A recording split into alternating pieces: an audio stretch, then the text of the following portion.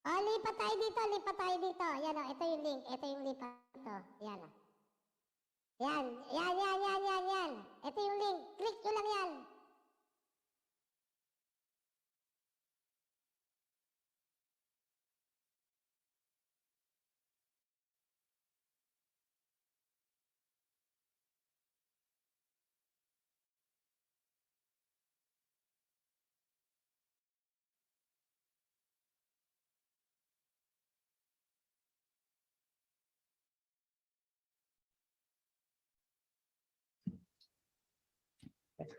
Again, Mr. Chair, if we go back to the tweet that the Honorable Manuel is pointing out, it says that isa sa pinal po. So it doesn't mean na even nawala po yung video, which we cannot also know right now kung ano po yung pinapoint out niya na video. Ang sinabi po ng tweet ay isa sa pinal. So ibig sabihin po yung sinasabi po ni Attorney Mark kanina na ongoing po yung transaction. Wala pa pong nangyayaring final na transaction with CGTN. Maraming salamat po. Mr. Chair,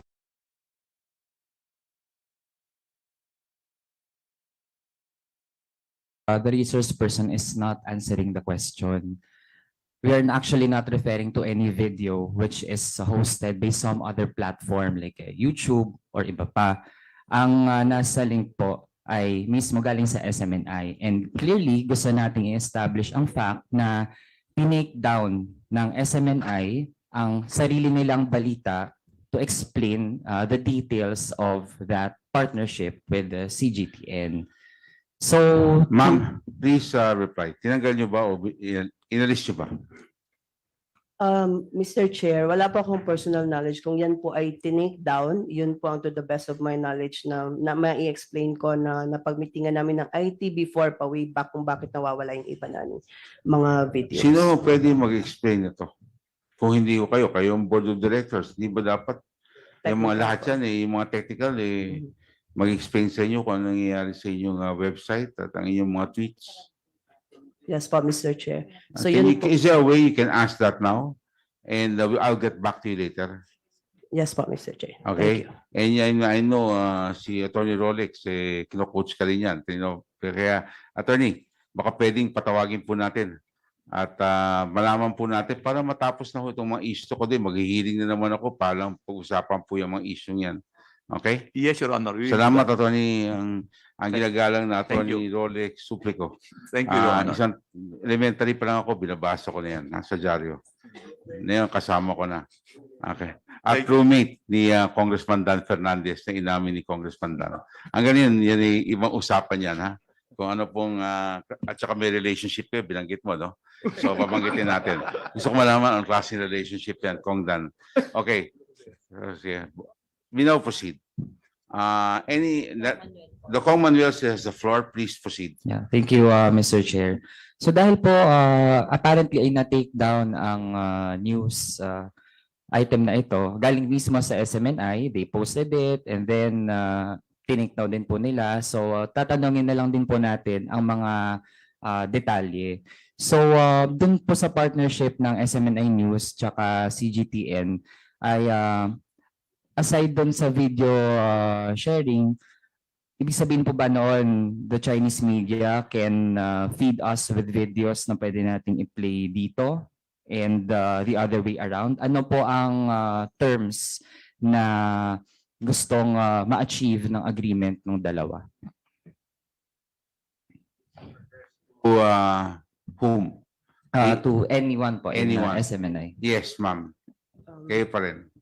If I may, Mr. Chair. Yes, you may. Ang natatangi po na magiging laman po ng agreement na yan ay kung mayroon po silang video footage na gusto namin na gamitin sa aming balita, ay pwede po namin gamitin at hindi po nila kami pwedeng diktahan kung anong balita ang aming ipapalabas. The same goes with them. Katulad rin po yan ng subscription sa routers, yung pinapaliwanag po kanina ni Attorney Mark. Ganun lang po, Your Honor. Mr. Chair. Mr. Chair,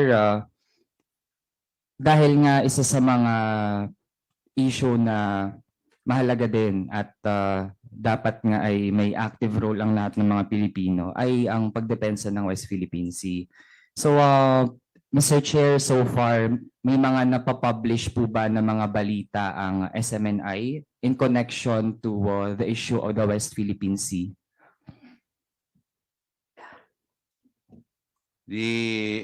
Ma'am, who will reply?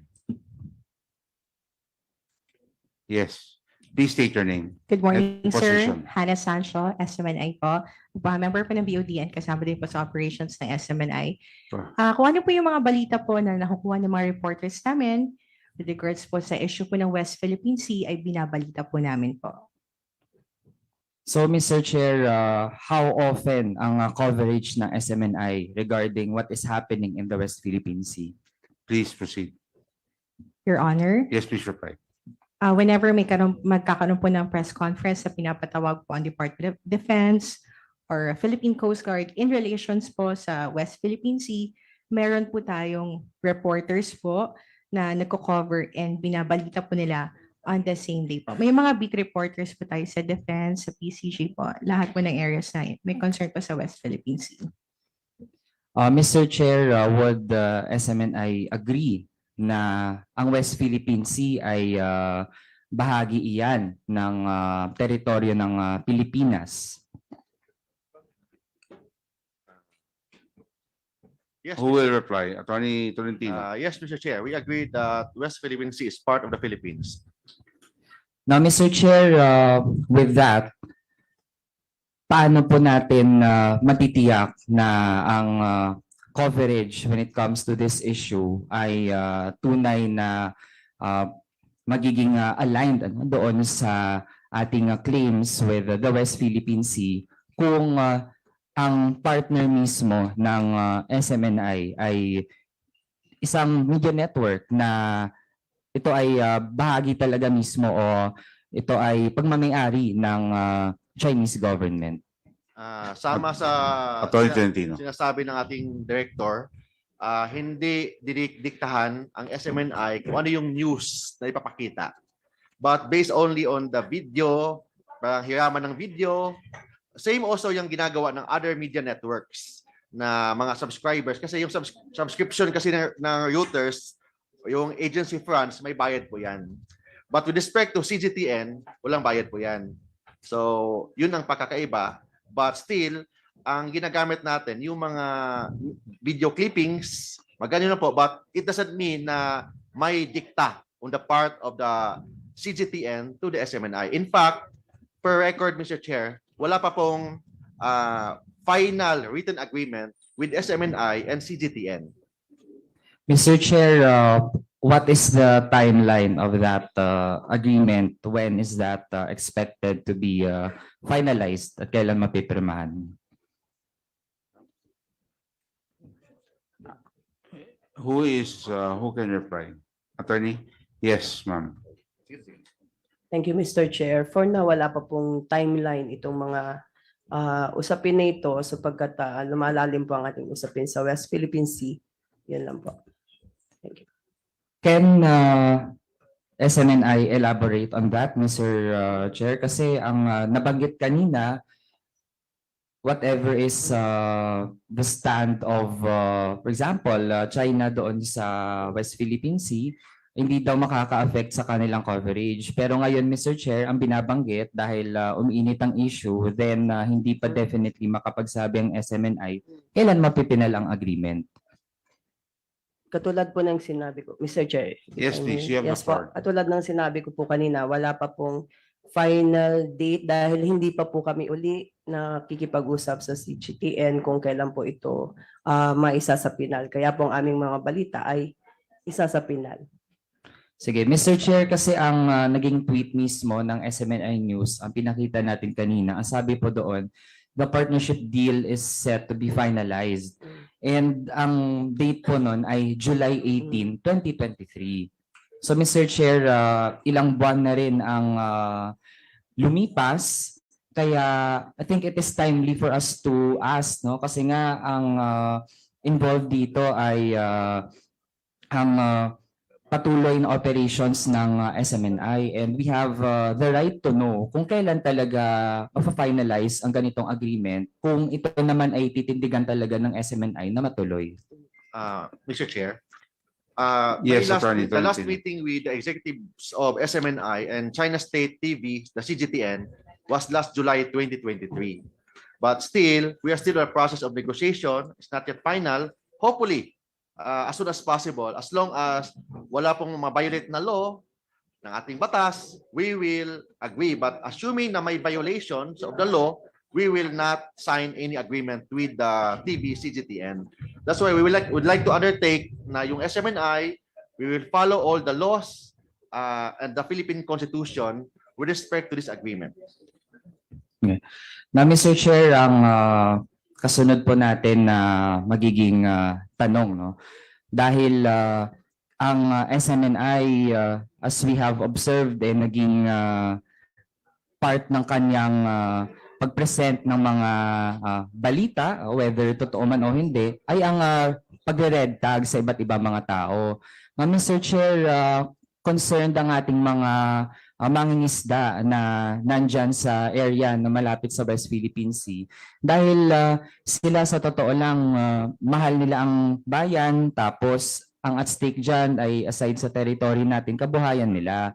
Now, Mr. Chair, they are very bothered with this kind of partnership dahil kapag halimbawa sila ay nagsalita in defense of the West Philippine Sea, paano sila i-cover ng SMNI kung ganon kasama ang tingin, no, sa mga taong nagpapaabot lamang ng kanilang mga hinaing. They fear that if ever lumala ang nangyayari sa West Philippine Sea, baka sila pa ay i-red tag ng SMNI, tatawaging mga kalaban ng bayan, when in fact what they are doing is actually in service of the goals of our country. The reply. Does that are you asking for a reply? Yes. Attorney Tolentino. We believe, Mr. Chair, that there is no red tagging. We never practice red tagging, and in fact, wala po sa batas ang red tagging, Mr. Chair. So, sandali. So ang sinasabi nyo, hindi kayo nag-red tag. Never. Then Mr. Chair. you follow it up by there is no law Yes, Mr. Chair. that describes red tagging Yes, Mr. or Chair. defines red tagging. Yes, Mr. Chair. Yes. Mr. Chair, meron na pong mga bahagi ng ating judicial branch na nag-define ng red tagging. We have Associate Justice Marvic Leonen, nandiyan din ang Manila Regional Trial Court.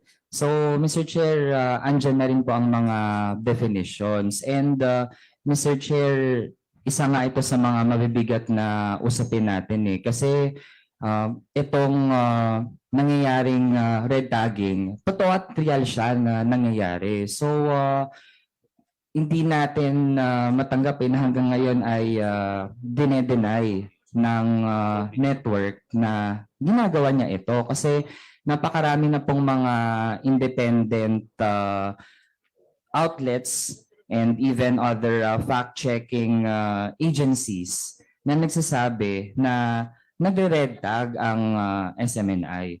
Halimbawa, Mr. Chair, so actually maliban dun sa issue nga, di ba, ng pangre-red tag sa mga defenders din ng West Philippine Sea, ay napakarami ding mga usapin pa. For example, Mr. Chair, we have Verifiles, no, na nag-fact check ng isa sa mga claims ni Lorraine Badoy Partosa. Ang sabi po nila ay for example, we have Jonathan De Santos na isang officer, actually chairperson ng National Union of Journalists of the Philippines, Mr. Chair. So supposedly, if SMNI claims that it is a legitimate media organization, then dapat katuwang niya, no? At pinoprotektahan din niya ang kanyang kapwa media. And right now, they are even appealing to other media outlets to defend its freedom of expression. Pero Mr. Chair, inabuso ng SMNI ang kanyang freedom of expression to the point na pati media ay nire-red tag nila. So, Mr. Chair, meron po ba tayong resource person mula sa, for example, media practitioners natin?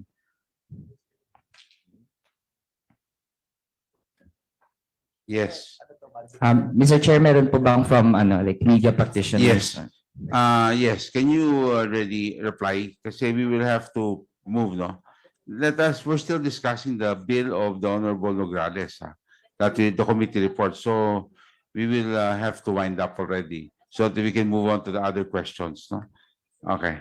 Yes, please. Mr. Chair, Yes. Mr. Chair, You, Mr. Chair. oh, the Honorable Clarify Nograles, lang, I'm sorry, ma'am. resolution pa po, hindi po bill yung final ko, resolution po. Yes. Resolution po. Sinasabi mo kasi Mr. Chair bill, hindi po bill My yung final apologies. ko.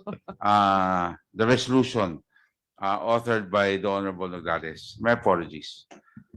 We now proceed, please.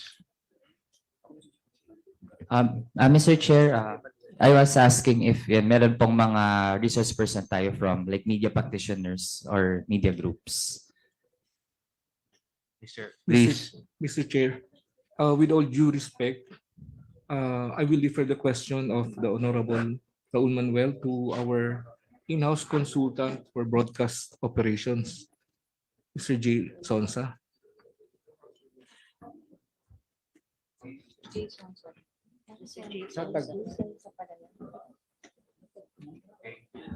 We have in our presence the Ayan, si Jason. to represent SMNI, Mr. J. Sonsa. You have the floor, sir. Maraming salamat po, Mr. Chairman. With respect to the things that were elucidated, explained by the Honorable Congressman from the party list. Yes, sir. For as long as there is a jurisprudence and there is an approved law pertaining to red tag, I'm sure any and all media practitioners will follow it. In the meantime, that there are no laws, or what he was mentioning were independent opinions of some associate justices. Mahirap pong pangunahan namin ang ating Supreme Court, ang House of Representatives, ang Senate, na gagawa kami ng bagay na hindi naman naayon as we were simply, if there are,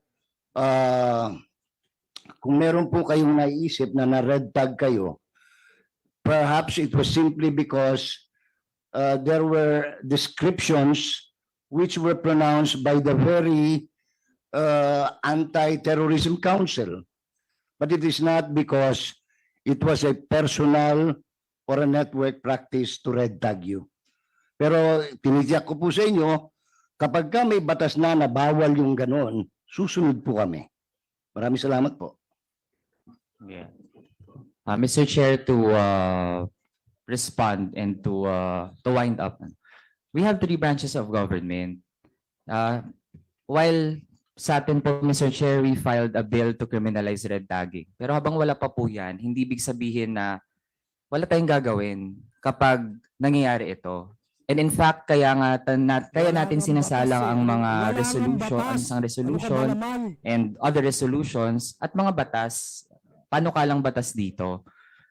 Dahil gusto nating mapanagot ang mga actually supposedly nasa media, pero sila din ay nasa forefront ng red tagging, na ang batayan nito, Mr. Chair, ay maraming kasinungalingan. Kasi napakadaling maghabi ng kasinungalingan. We can have 1,000 versions of lies. Pero ang katotohanan po kasi, Mr. Chair, nag-iisa lang yan. At yan ang mahirap na gawin. At yan ay dapat ipagkatiwala natin sa mga credible media organizations. And as we can see right now, SMNI is a huge exception. Hindi lamang sa journalistic standards, pero sa paano ina-uphold ang katotohanan, Mr. Chair. Kaya with that, given the detrimental effects of what SMNI is doing, hindi lamang sa mga kababayan natin na nagpapahayag, mayroong mga advocacies, pero may implications na rin sa national sovereignty natin, Mr. Chair, with this partnership na as we can see, parang hindi nga rin talaga lubos na madepensahan dahil tinake down pa ang sarili nilang news item. So that's why kailangan talaga, Mr. Chair, merong managot doon sa mga maling ginagawa. That would be all for now. Thank you, Mr. Chair. Mr. Chair.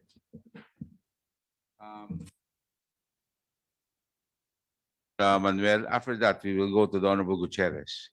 But before that, the chair would like to recognize the new members that entered the hall after the roll call was made. Of course, the chair would like to recognize the Honorable David J.J. Suarez of the 2nd District of Quezon, the Honorable Edsel Galeos of the 2nd District of Cebu. He is in here already.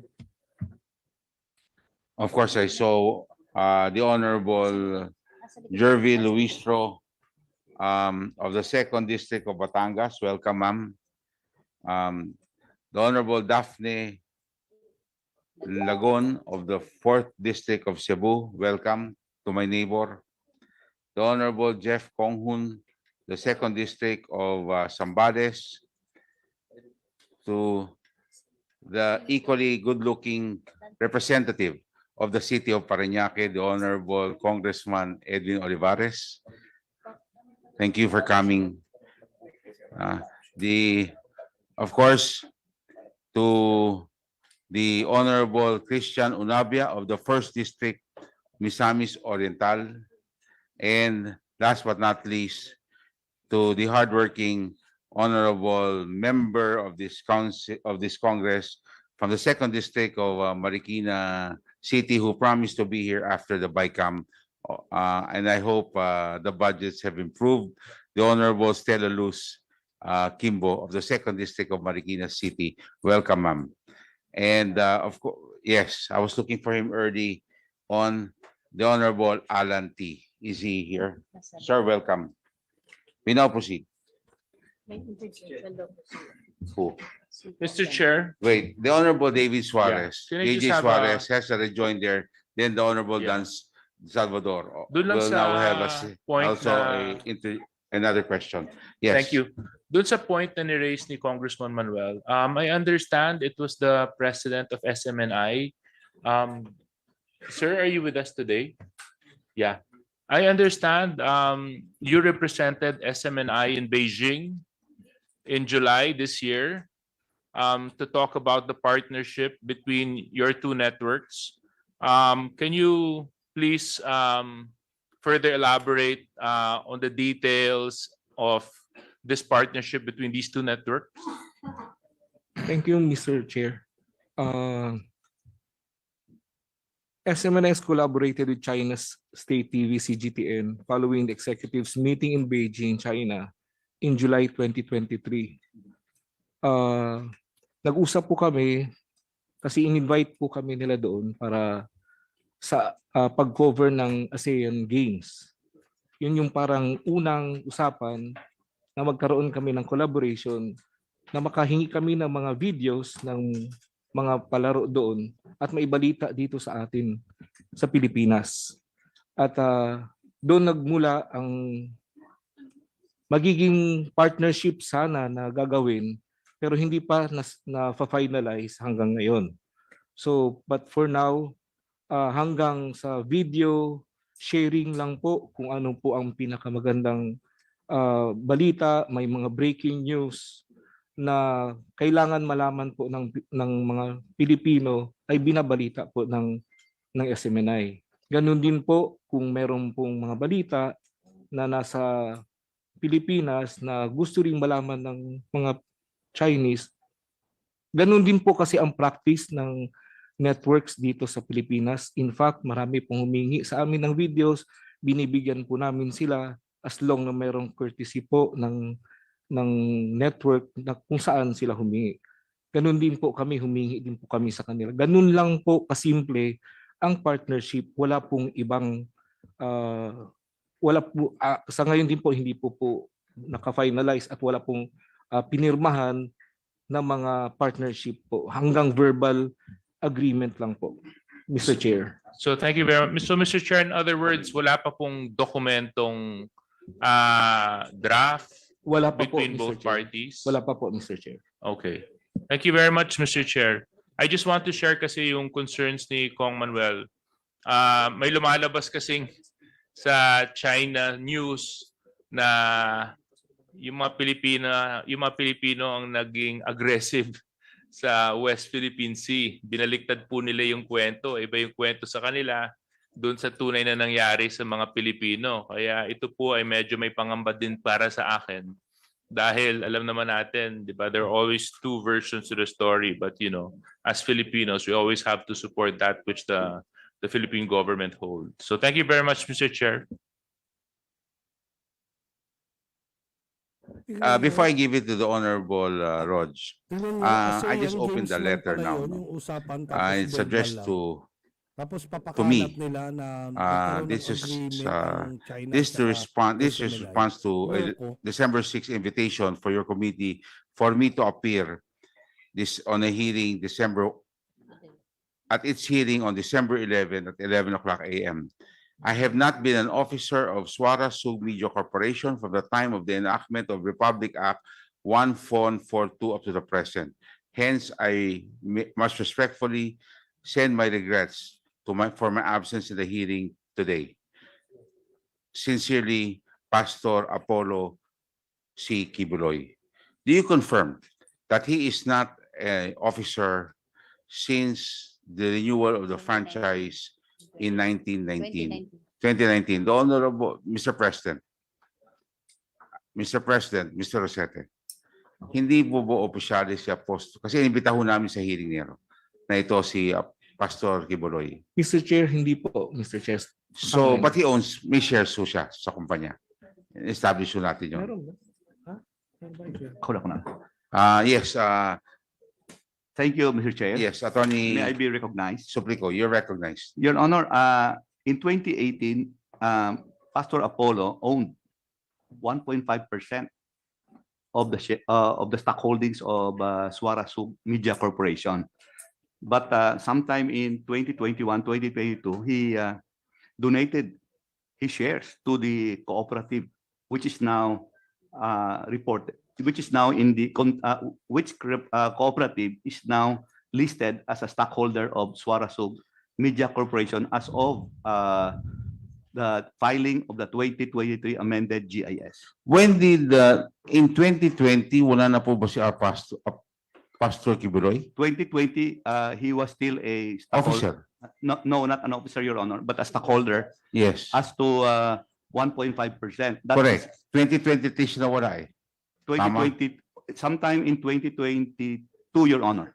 Okay. So, kaya nga, pag report sa 2023, wala na po yung pangalan niya. That's correct, Your Honor. And he has 0 shares in SMNI or Swara Yes. Sug? At the moment, yes, Your Honor. No shares? No shares at all. Okay, under his name. Yes, Your Honor. But if he is a member of the cooperative or any other company, then he could still have his shares. He is not a member of the cooperative, Your Honor. He's not also a member. That's He's not correct. also a director of any of the other corporations that are involved in the Seoul. How about the Seoul Corporation? Yes, Your Honor, he is not. He's not. Yes, Your Honor, he is not. So in any form, shape, or manner, he's not an owner. That is correct, Your Honor. Okay. Are you feeling better now? Because last hearing, you had to run to the clinic. Are you okay? Well, I'm monitoring my BP, Your Honor. Okay. So I hope you're okay. Mr. Chair. Thank you, Your Honor, for the Thank you. concern. Yes. Just a short Yes, the interjection. Honorable Kimbo. Yes, in the last hearing, I made a manifestation that based on the GIS, Mr. Apollo Kibuloy was listed as ultimate beneficial owner. I believe until 2021. So can we hear a confirmation Well, they from Attorney Supico? Maybe the question is, until when was he the ultimate beneficial owner? Okay.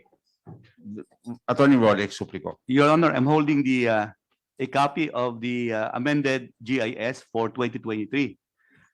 In the last, he is not a stockholder of record So that's as of this time, Your Honor. no earlier, sir. So the question is, until when was he ultimate beneficial owner? So the GIS that I read in the last hearing were, I believe, 2021 and 2022. So ang pinakita po natin was a change in ownership or change in UBO from 2021 to 2022. So sa pagkakaalala ko, as of end 2021, siya po ang nakalista na UBO. Let me check the record, Your Honor. I Mr. wanted Chair. to speak Okay. based on the record. Can you, I'll go back to you, no? Attorney Suplico. Thank you, Your On Honor. 2 points. One, yung kanina yung sa IT, the turning down of who put down the page, and this issue raised by the Honorable Kimbo. You have to validate also because the documents held by the Honorable Fernandez says hanggang 2020, but your answer to me earlier was 2022. So we would like to know a clear response under oath on this issue. The Honorable Francisco, the Honorable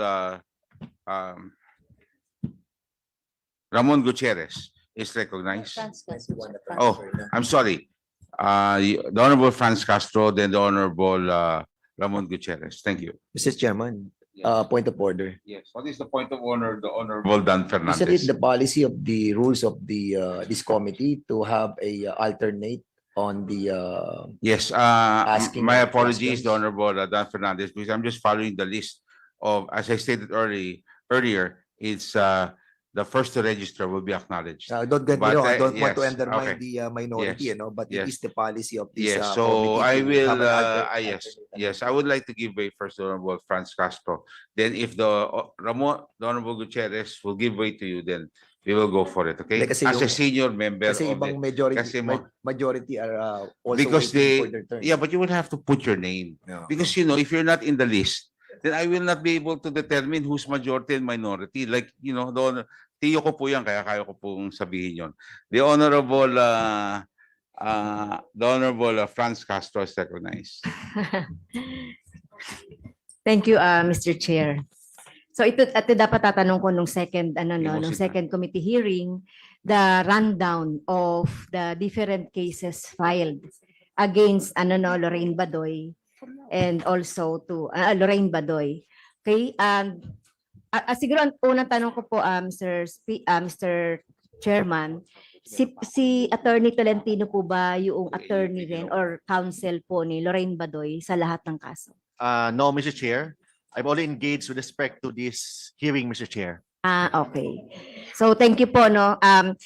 Siguro for the for the information ng ating committee, ira-rundown ko lang po yung ilan sa mga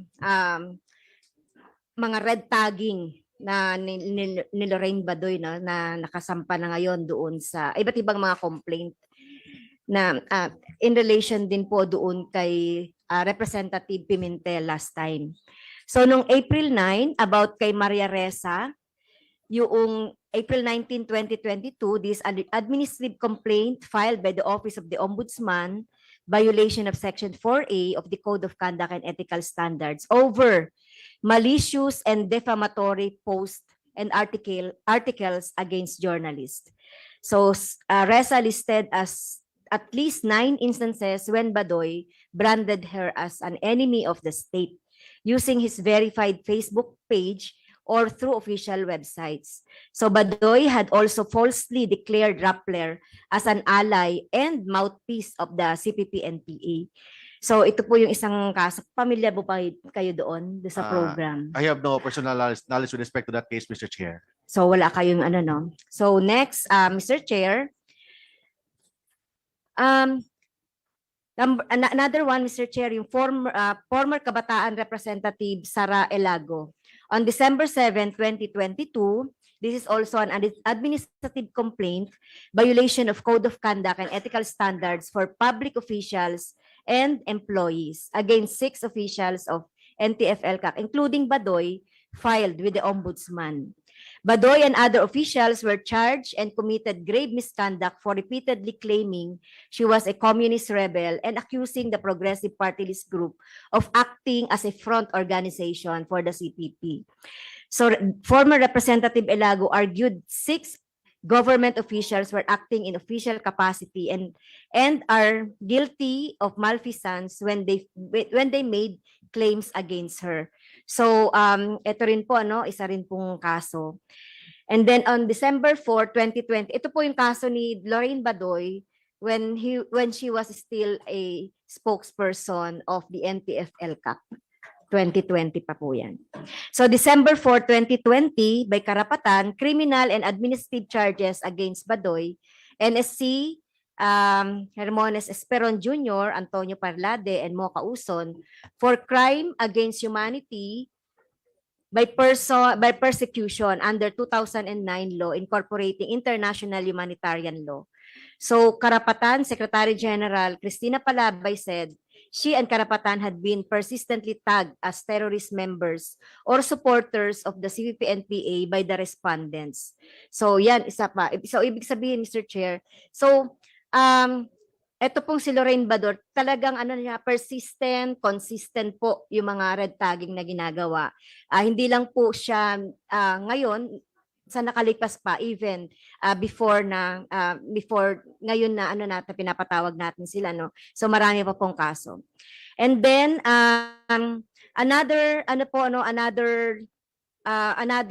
case po sa Supreme Court, October 2022, various lawyers, judges, law practitioners, and their respective organizations. So, the Supreme Court, motu proprio, and the following numerous formal and informal complaints raised to its attention, ordered her to explain why he shouldn't be cited in contempt after her online rants against Judge Magdosa Malagar. Her rants were spurred by a decision junking the government's petition to proscribe as terrorists the CPP-NPA. Magdosa Malagar said crimes alleged in the government petition were against the law but did not fall under the terrorism as defined in the HSA.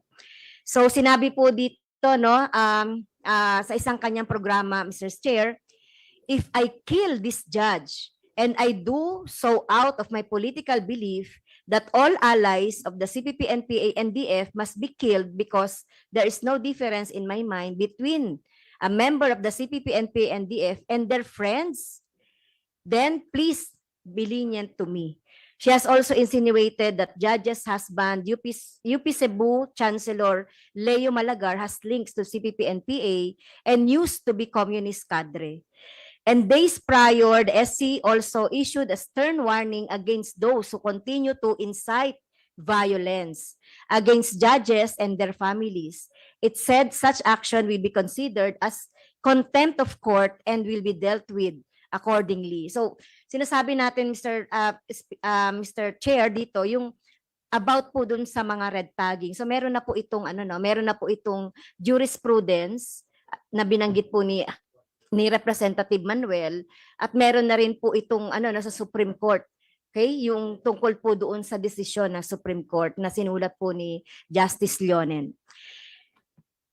And isa pa po, last na po ito, Mr. Chair, yung Ibon Foundation, February 10, 2020, administrative complaint with the Ombudsman against Badoy, Parlade, and Esperon for their persistent attacks against and red tagging of progressive groups, which the policy research group said violated provisions of Code of Conduct and ethical standards for public officials and employees, conduct grossly disgraceful of the public interest, unprofessional, unjust, and insincere political bias, unresponsive to the public, distorting nationalism and patriotism. So leading up to the complaint, Badoy, in an episode 1 News, the chief claimed that Ibon was part of the CPP instead of addressing Ibon's concern after in fact check numbers cited in the Duterte legacy campaign. So ito pa po yung mga madadagdag nating mga complaint at kaso po against dito kay Lorraine Badoy. So ang meron po akong ilang tanong po dito sa KBP. Nandiyan po ba ang KBP Mr. Chair?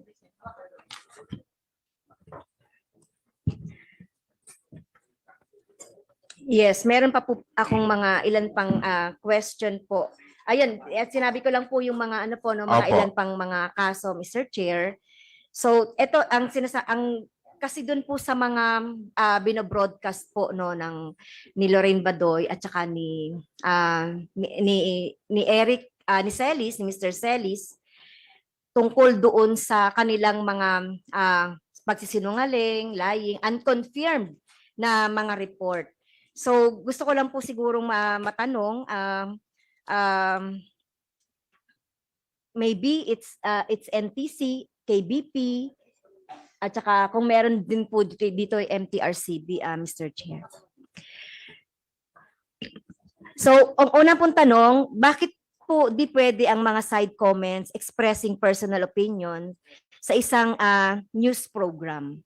So, pwede po ba ang KBP na sumagot doon? Mr. Chair. That provision was included in the Code of Ethics of KBP so that the public is not misled between a news and a commentary. Yes. So there should be at least a separator between a news item and a commentary, or the person on board specifies that that is a comment. As a disclosure, Mr. Chair, this provision is under review with the KBP because of the changing style of commentators and newscasters. But the important thing is there should be a distinction between a comment and a news item. Okay. Thank you, Mr. Chair. So isa pa pong tanong, dun po sa tatlong agency natin kung sino po yung mga whether it is true or false, so pwede rin pong explain. So after airing information provided by a confidential source, quote unquote, an effort should be first made to look for a source who can identify or who can elaborate the information provided by the confidential source. So is it is it true or false po? Mr. Chair. Mr. Chair? May I be allowed to answer? Yes, please. It is good practice to have independent verification. In the verification of news from a informant, it should not be standalone. Ethics demand and good media practice demands that you make an independent verification from sources outside of the informant. Thank you po sa KBP. And then ito rin po, true or false then, and explain. Rumors or gossips shall not be aired in guise of news, using terms like anonymous source, confidential source, or unknown source shall not justify the airing of rumors and gossips, especially in news program. That's correct, Your Honor. So it is true po. Yes, it is true, Mr. Chair. Yeah, so it is on section 4H article 1 of the news sources po. Tama po.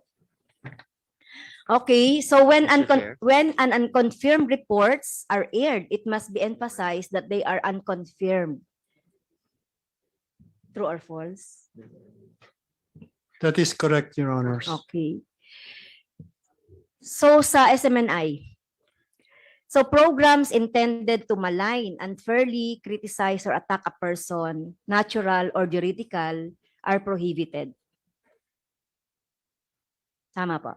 Mr. Chair, I'd like to manifest, Mr. Chair, that SMNI is not anymore a member of KBP, but we have our own policies, internal policy of our company to follow the highest standard of journalism. In fact, our motto is truth that matters. So that is our motto, Mr. Chair. So ibig mo sabihin kung hindi ka member ng KBP, so your program can malign, unfairly criticize, or attack a person, natural or juridical? No, Mr. Chair. So, no, Mr. Chair. Dahil hindi na kayo KBP, sabi mo eh. So ang tanong ko kanina, is it true or false?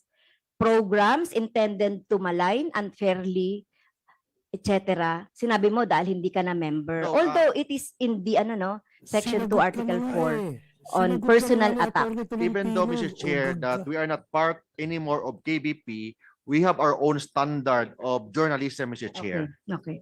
Mr. Chair? Interjection. Here that they just withdrew their KBP accreditation after the first hearing, Yeah, yes. before the second hearing, or on the day of the second hearing. Yes, Mr. So, Chair. that's, please take note of that, those dates, okay? And this hearing commenced or started, they were still members of the KBP. Thank you. Yes, please proceed with your line of questioning, the Honorable Frank. Are you done? Kong Gutierrez, Yeah. Thank you, Mr. Chair. With the indulgence of my colleague, please proceed. short interjection. First of all, I agree, Mr. Chair, precisely the point I wanted to raise first, that despite the withdrawal from membership from the KBP, this does not excuse the SMNI, for they have been bound during their membership, and all of these instant cases were during that period. But Correct. that aside, Mr. Chair, another thing that we'd like to bring up, I believe during the last hearing, I think it was Congresswoman Stella Kimbo, who requested the manual of operations, code of ethics, and everything that came to follow. Mr. Chair, may we confirm with the officers of SMNI if they have submitted the same before this committee? Attorney Tolentino. Yes, Mr. Chair, we have with me the manuals of operation, including, Mr. Chair. No. Have you submitted, the question was, have you submitted that to the committee secretary? Not yet, Mr. Chair. We will submit now, Mr. Chair. Mr. Okay. Chair, unfortunately, we wanted to have that right away so that we can study before coming to this hearing. How are we going to make use of that very thick, voluminous document in today's hearing kung ngayon lang po sinasubmit? That is our concern, Mr. Chair. And I believe there are other documents that this committee requested last hearing that have not been submitted. So that's something that we most respectfully want to ask the COMSEC to review, no? Actually, Just those 2 points. Thank you very much, Mr. Chair. Okay, thank you very much, Mr. Chair, we the promised. Honorable Ramon Gutierrez. Anyway, can you please just submit those documents? Yes, Mr. Chair. And may we ask the page to please get those documents already today, and the other documents that were requested from you, so that we can review. If we will have to call even a hearing, remember, I already have the permission to conduct hearings even during the Christmas break. So Mr. Chair, I'd like if to- you do not submit, Attorney Tolentino, we will call you on December 25, okay, for a hearing. Mr. Chair, And I'd like Attorney to- Rolex Suplico, okay? Mr. Chair, I'd like Okay. to put on record that we are submitting right now, Mr. Chair, Okay. the code of the manual of operation of SMNI. Second, Mr. Chair, all the contracts of all our co-production contracts Okay. and black timers, Mr. Chair. Okay. And third, Mr. Chair, we're also submitting the contract of advertisements Okay. of all the contracts of SMNI. with Is that all in the document. folder that you're submitting? Yes, Mr. Chair. Thank you very much. Page, please retrieve the folder, and we will review, and we will give soft and hard copies to all members of this committee, including the Honorable Ramon Gutierrez, who is very particular with the contracts and the operations manual. Mr. Chairman. With the Honorable Stella Kimbo. Are you done, Honorable Franz Castro? Kasi po, Meron pa po, si Honorable Dan No, Fernandez. I'll be asking as well, Mr. Chairman, in relation to what the Okay, the Honorable Dan. the gentleman, Yes. I mean, Attorney Mark Tolentino, they have submitted also the service agreement, with the Yeah. different Yes, Mr. Chair. Yes. sponsors. Andyan na po. But have you submitted also the official receipts and different invoices that Invoices. together with all these agreements? It was not part of our, but we will submit that, Mr. Chair. I remember in the last Okay. time we asked for the submission of all these document as well. Receipt of. Yes, Mr. the Chair, invoices including and in the contract, Mr. Chair. Yeah, I know, but Maybe for us to if- find out yes. if they are totally paid or not yet, invoices pa lamang binibigay nyo. So we need that document as well. Okay, so Yes, please Mr. Chair, we will submit. submit that within the day, Okay. Mr. Chair. Okay, the order is we will request SMNI to comply with the request of the Honorable Dan Fernandez. Ma'am, you still have the floor. Yes, thank you sa clarification, Mr. Chair. Mahalaga Opo. itong tanong ko na ito dahil pinapakita natin dito yung responsibility po ng SMNI sa kanyang mga whether it is black timer, whether it is their talent, ay may responsibility sila na sumunod po doon sa tamang mga rules natin, o kung di man sila kasama doon sa KBP. So itong babanggitin ko at ipapakita ko mamaya na situation at program nila ay before naman na yan na matanggal sila sa KBP. Pero hindi ibig sabihin dahil tanggal na sila sa KBP, hindi sila magpa-follow ng yung tamang tamang pagbo-broadcast. Opo. Okay? So kaya nga tinanong ko dito, sinabi ko kanina, true or false, programs intended to malign, unfairly criticize, or attack a person, natural or juridical, are prohibited. Okay? Although nandiyan yan dun sa KBP ano. So is it true or false? Kasama din ba yan doon sa ano nyo? Yes, Attorney Tolentino. Attorney Tolentino. Stand, Mr. Chair, although we are not anymore a member of KBP, we have our own standard of ethics. We have our own standard of journalism, Mr. Chair. Okay. Okay, so Yeah, ano nga okay. yung standards ninyo as regards the program that intend to malay, unfairly criticize, or attack a person, natural or juridical? In compliance with our promise, Mr. Chair, we have with me also the manual of operation, Mr. Chair, that we are going to submit today to the Honorable Committee, Mr. Chair. Okay. Okay, kasi Thank you. Mr. Chair, itong sinasabi ko kanina no na standard na hindi dapat ginagawa before. Alam ba, sa akin, sa organization or even din kay ano no the Congress, yung tungkol doon sa ano no tungkol sa travel, etc. So kailangan ay ano natin ano makita natin yung ano ng SMNI as regards to this. Itong mga sinasabi nating pagmamalayan. Okay. Opo. Meron po akong last na Mr. Opo. Chair. Salamat po. Maipakita ko lang sa inyo yung isang program nila, yung Laban sa Bayan, kaugnay dun sa pagmamalayan May sa video akin. po tayo. Yes, at Can we pagbibigay air sa the akin ng videos? ano no. Can we air the video as requested by the Honorable Castro? Please dim the lights if needed. Thank you.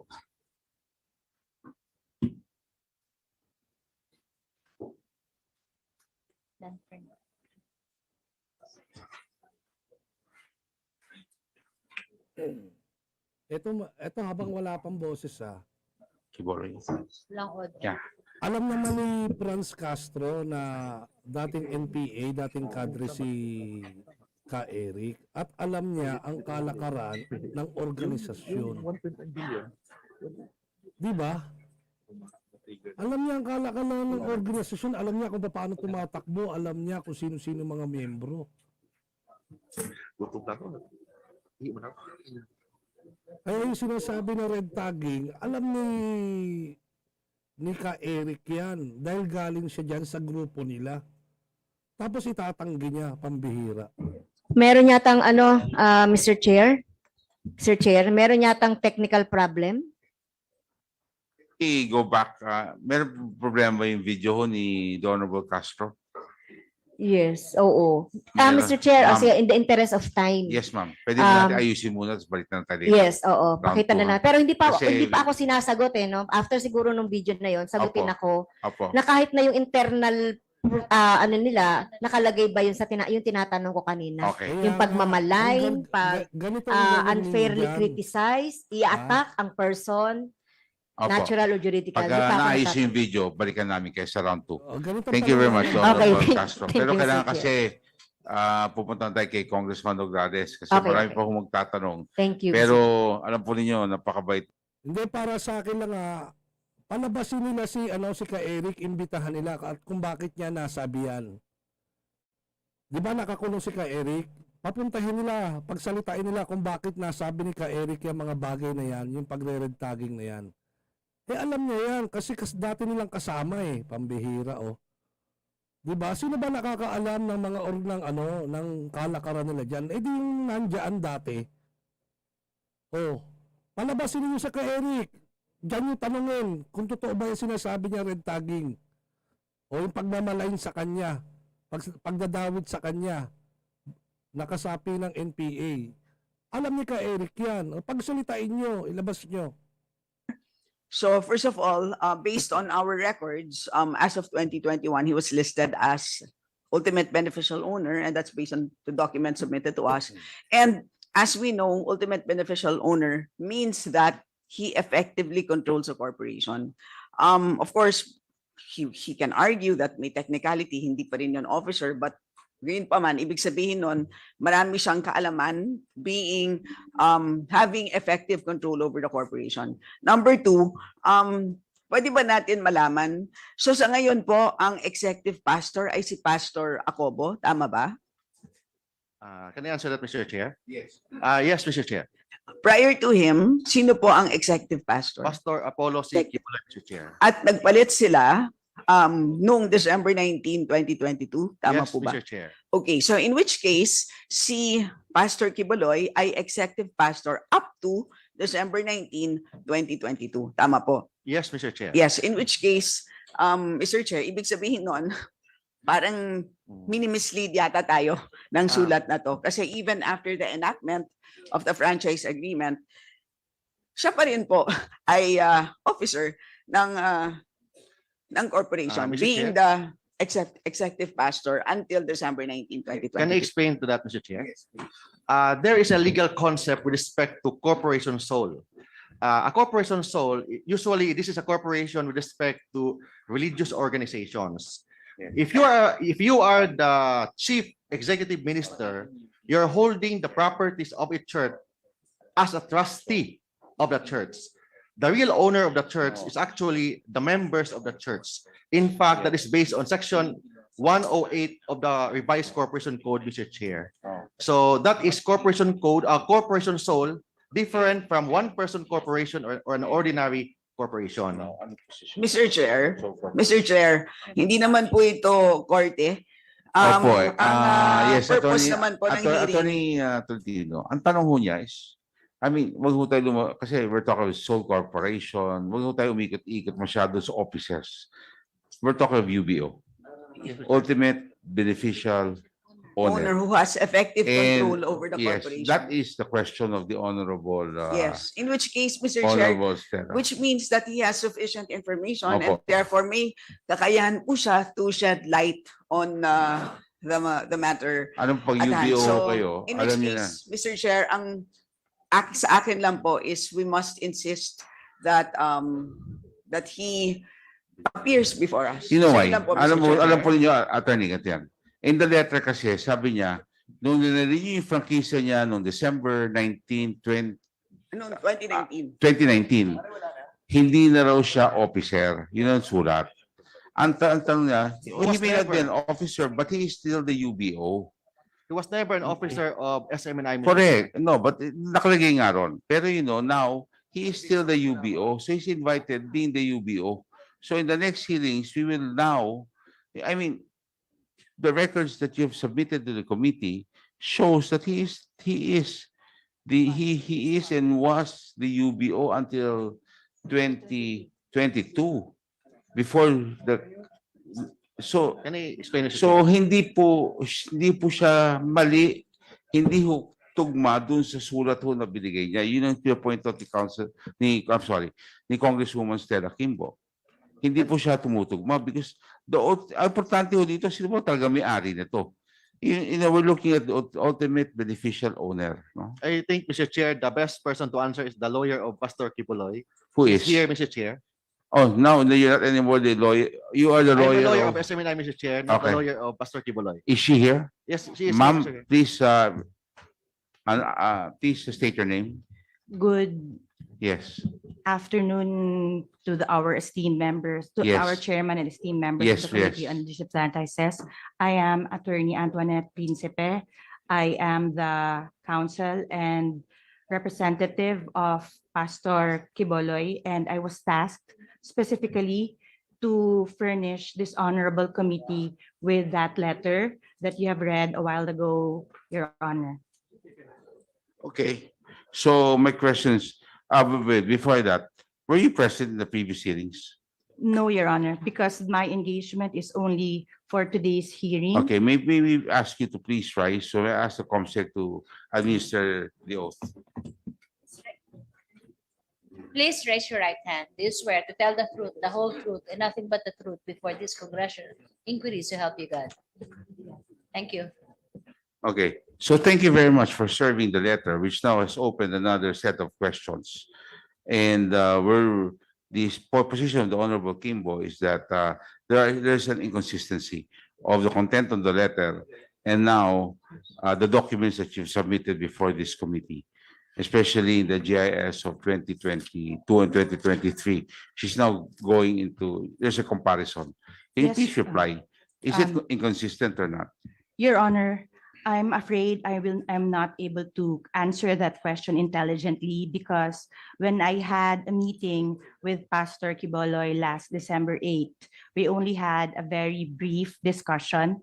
He received the letter which came from this committee on the evening of December 7, and we had a very short meeting on December 8th. And in as much as it was a very long weekend holiday, he does not have the documents. He has no access to such documents, so we cannot answer that intelligently, Your Honor. Mr. Chairman, Mr. Chairman. My question is, Honorable Paduano, who can answer the question? I mean, if the lawyers of SMNI cannot answer, and you cannot answer, then who will now answer the questions raised by the Honorable Kimbo? Mr. Chairman. Attorney Tolentino. I think, Mr. Chair, if the committee will allow, can we ask the SEC, Mr. Chair, to explain what is that corporation sold all about? Mr. Wait, Chairman. no. Mr. There's That's not the something- matter being discussed, Mr. Yes, Chairman. wait. The Honorable Paduano, the Honorable Kimbo, are you going to give way to the Honorable Paduano? Yes. Because she has the floor. The Honorable Paduano. Thank you, Mr. Chairman.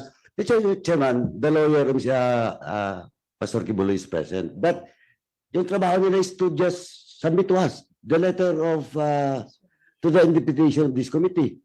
And I think sinabi niya wala siyang knowledge. And the letter of Pastor Kibuloy, it's up to the committee if we will accept or not. Diba? And we cannot question the details from the lawyer because in the first place, sagot niya, hindi niya may detalye, hindi lamang detalye.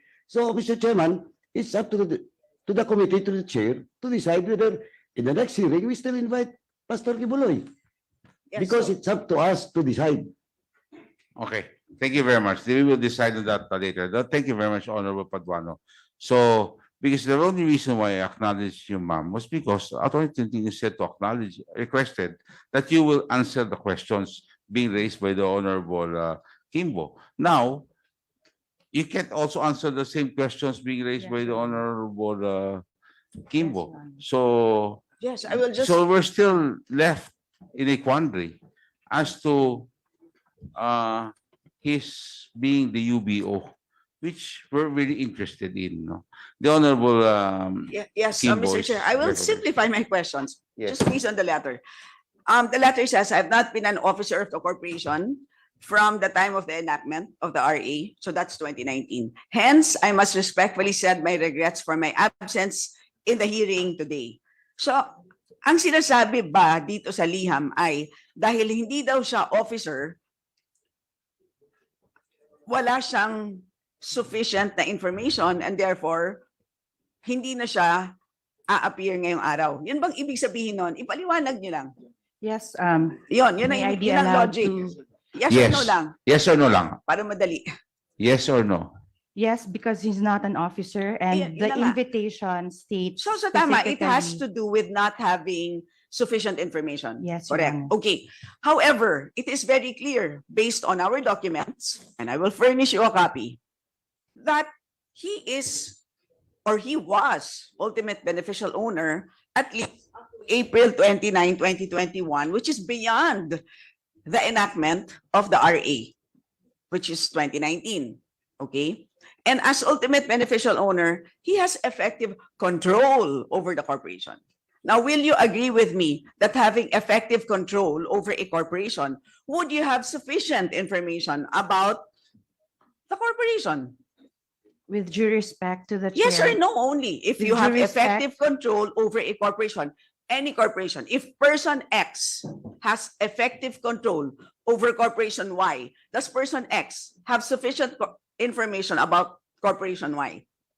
With due respect to the chairman and members of the committee, as I said, the engagement of Pastor Kiboloy to this representation was solely. I am asking to- about person X and corporation Y. Again, I am not privy to that specific matter, Mr. Your Chair, Honor. our attorney is not being No, responsive. So you were introduced as the lawyer of Pastor Only- Kibuloy, just to deliver. Are you trying to tell me that you were sent here, ma'am, just to deliver the letter to the Yes, Your chairman? Honor. That's the only thing? You're not Because, supposed to answer any question? Yes, Your Honor, because the Pastor Kibole respects the today's proceedings, despite the very short period of time he was given when he received the invitation. As a show of respect to this committee, he wanted to have someone personally deliver the letter. Okay, so she saying was his just here regrets. just to deliver the letter. Yes, Your Honor. So, Attorney Suplico, can you answer the questions as SMNI lawyer? Since this is an SMNI affair. Well, Your Honor, in our records, specifically the amended GIS for 2023, his name does not appear. Well, that is also, Mr. Chair, let me point out one thing that we also uncovered when we were comparing documents with the SEC.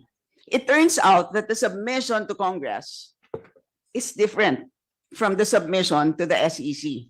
So ito pong submission ng GIS to Congress, which has the beneficial ownership declaration, ito pong binasa ko, ito po ay wala po dun sa submission sa SEC. Kaya nagtaka po ang SEC. Sabi nila, bakit? Well, we can ask the SEC to verify that. But yun po ang naging... Who is the beneficial owner in the SEC records? May I ask the SEC? For Attorney, for the April 29, 2021 submission, can you double check your documents and see if it has a beneficial owner declaration? yes, Mr. Blanco. Yes, Your Honor. The repository of the submissions of the GIS, which contains ultimate beneficial owners, is with the EIPD. But we confirm, Mr. Chair, that and we have accessed the documents that are with the Honorable Kimbo, and we confirm that. What do you confirm? We confirm that from 2020 to 2022, the declaration in those documents, ultimate beneficial owner for Suarasug was Pastor Kibuloy. So you're saying that I stand corrected, Mr. Chair. 2020 po. 2020. I'm sorry, from 20, can you please repeat? Attorney you're a lawyer, right? Attorney Yes, Yes. Yes, Mr. Chair. Attorney Padilla. Padilla. Yes. Are you confirming what? This from what date again? Can you please repeat the dates? Until 2020, Mr. Chair, He was. the ultimate beneficial owner. How about 2020, 2021, 2022? They are not. He was not anymore. Not anymore, Mr. Chair. Sir Chair, The Honorable Kimbo. in 2021, exactly on April 29, 2021, they submitted exactly the same Who? thing. SMNI. SMNI, Okay.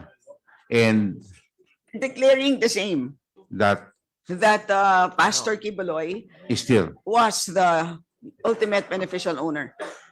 So, yes, Attorney Padilla. So it would appear, Mr. Chair, that the Honorable Kimbo is correct, that we have different documents. What I was saying See, earlier. So now there's that confirmation that the document submitted before the SEC is different from the document submitted before this honorable committee for the information of SMNI. I don't think that's something that can be refuted anymore unless you will say that you had the, I mean, what can you say? Maybe, Mr. Chair, may pagkakamali sa pag-file sa House of Congress. But based on our record, Mr. Chair, in only 2020, These are notarized documents, attorney. yes, maybe. So we will call now the notary public. We will go there. Baka umabot to tayo na New Year dito, attorney.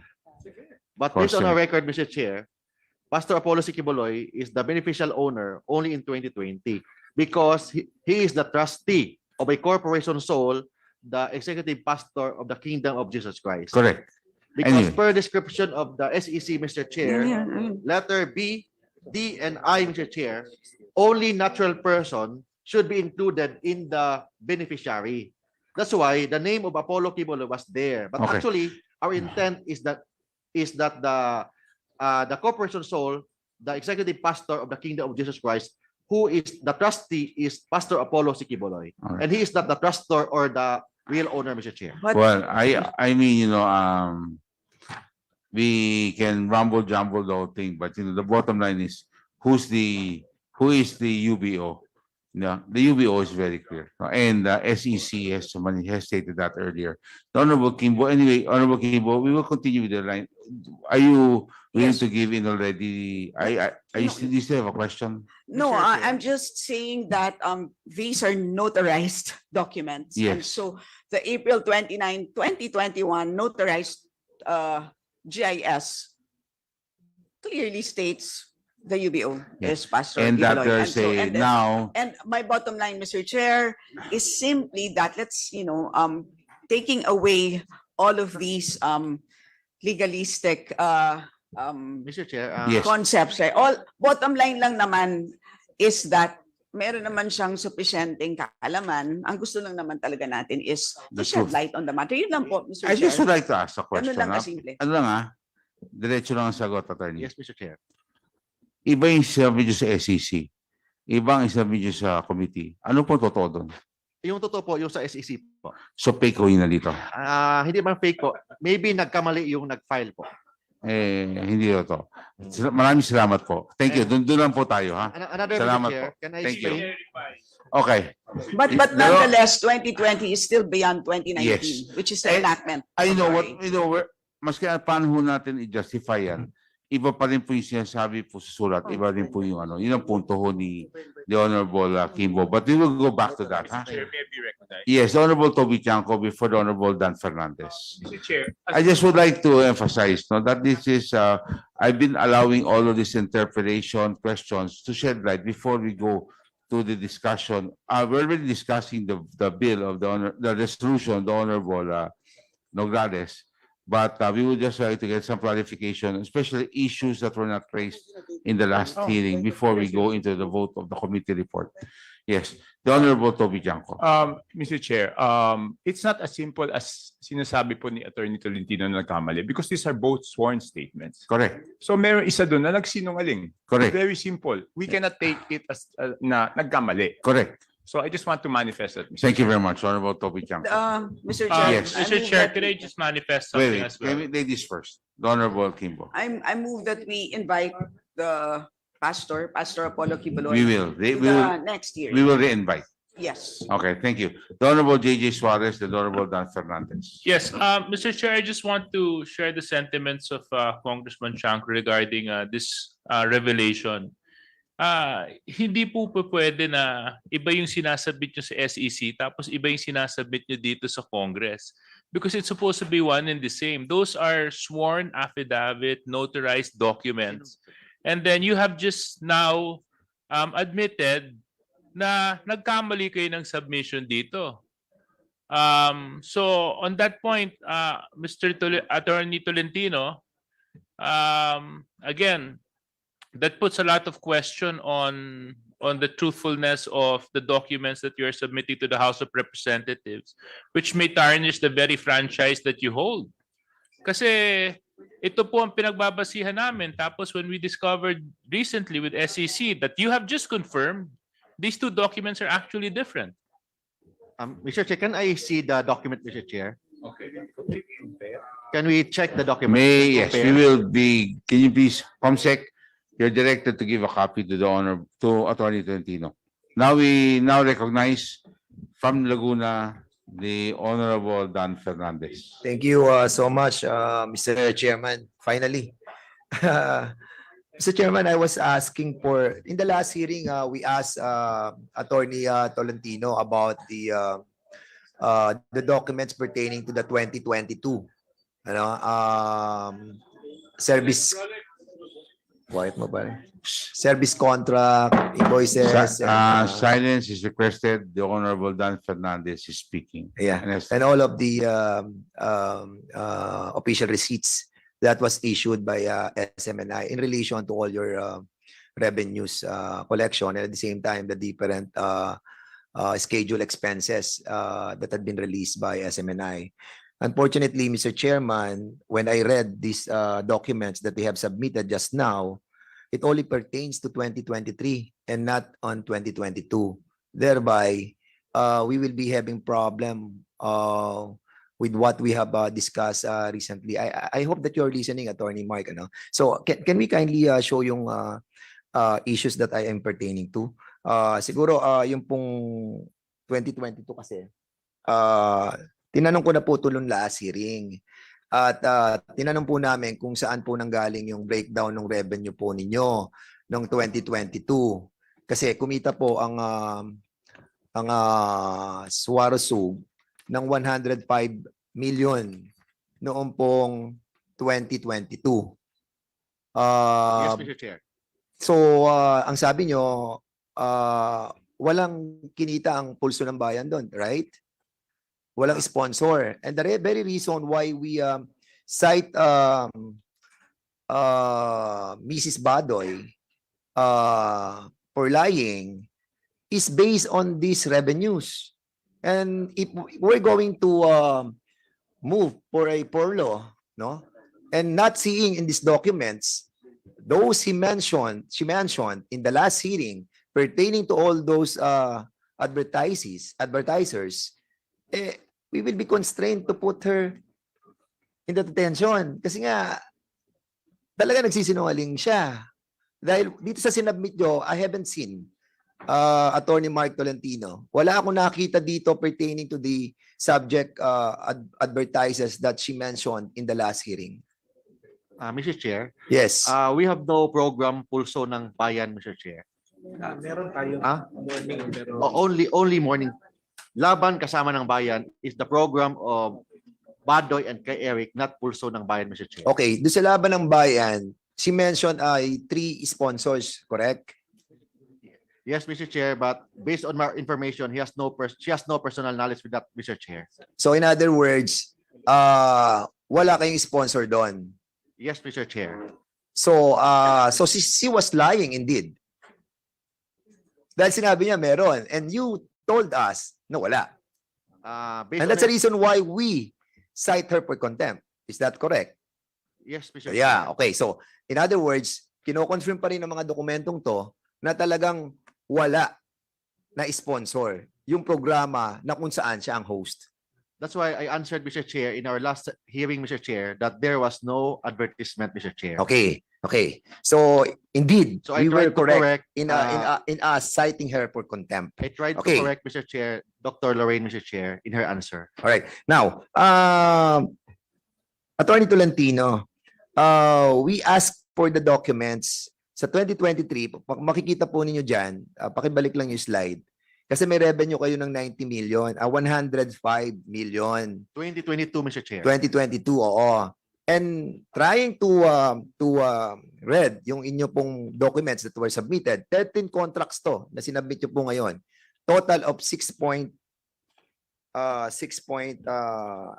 million ang totality nitong contract na to. So, if you're going to assess yung pong 2022, paano po kayo nag-arrive sa 90 million na revenue? Para lamang po sa inyo pong mga programa. Based on my personal knowledge, Mr. Chair. No, we're not asking your personal knowledge. What we're asking for is the documents that we asked in the last hearing. And precisely the reason why we asked for it, because we wanted to find out saan ang galing tong perang ito. That's why, Mr. Chair, we will submit that within the day, Mr. Chair, with respect to the receipt. Yes, Mr. you Chair. submitted is an agreement on 2023, not on 2022. We're asking for the 2022, 2021, but you gave us 2023. And today, paano namin, well, mabuti na lang, nabasa ko yung 13. Nakuha ko yung total, 6.25. Meron kayong kontrata, 100, 900, 135, total ng 6.25 million for the year 2023. We are talking about 2022. And the total ng 2022 is 105 million. Explain to us, yan ang sinasabi ko, explain to us the scheduled expenses and revenue that you have undergone. Kasi hindi po natin mako-comprehend kung saan ang galing itong perang to. And as long as you are keeping those documents, there is a presumption that this money came from a polluted source. Give us the benefit of the doubt that that does not come from a polluted source. Yes, Otherwise, we will be construed to think that this is something that came from that. Mr. Chair, the best person to answer that is our CFO, Mr. Chair. Who is the CFO? Miss Bing Ayon, Mr. Chair. Is she here?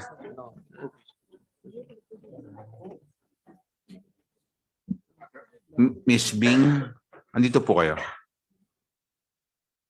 Please reply. Andito po siya. Kayo din po. Mr. Chair, unfortunately, she tested positive for COVID yesterday. Mr. Chairman, And there was a letter. So, okay. it seems that you are evading this kind of questioning regarding the source of your revenue. And we really don't want to mention words that is so hurtful. Dahil kung titingnan mo to at bibigyan nyo kami ng agreement like this, 13 agreements na hindi nagmamatch doon sa 90 million o sa 105 million per se, it's hard for us to analyze. Di ba?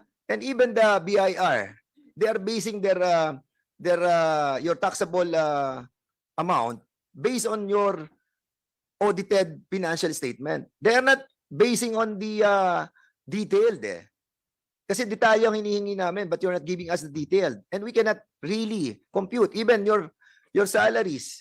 Yung production tingnan niyo yung program and production expenses nyo ng 2022, nag-jump siya ng 15 million. Explain to us. Saan nagpunta yung pera, saan nyo ginamit yung perang yan from 1.3? Suddenly, nag-jump kayo ng 15 million.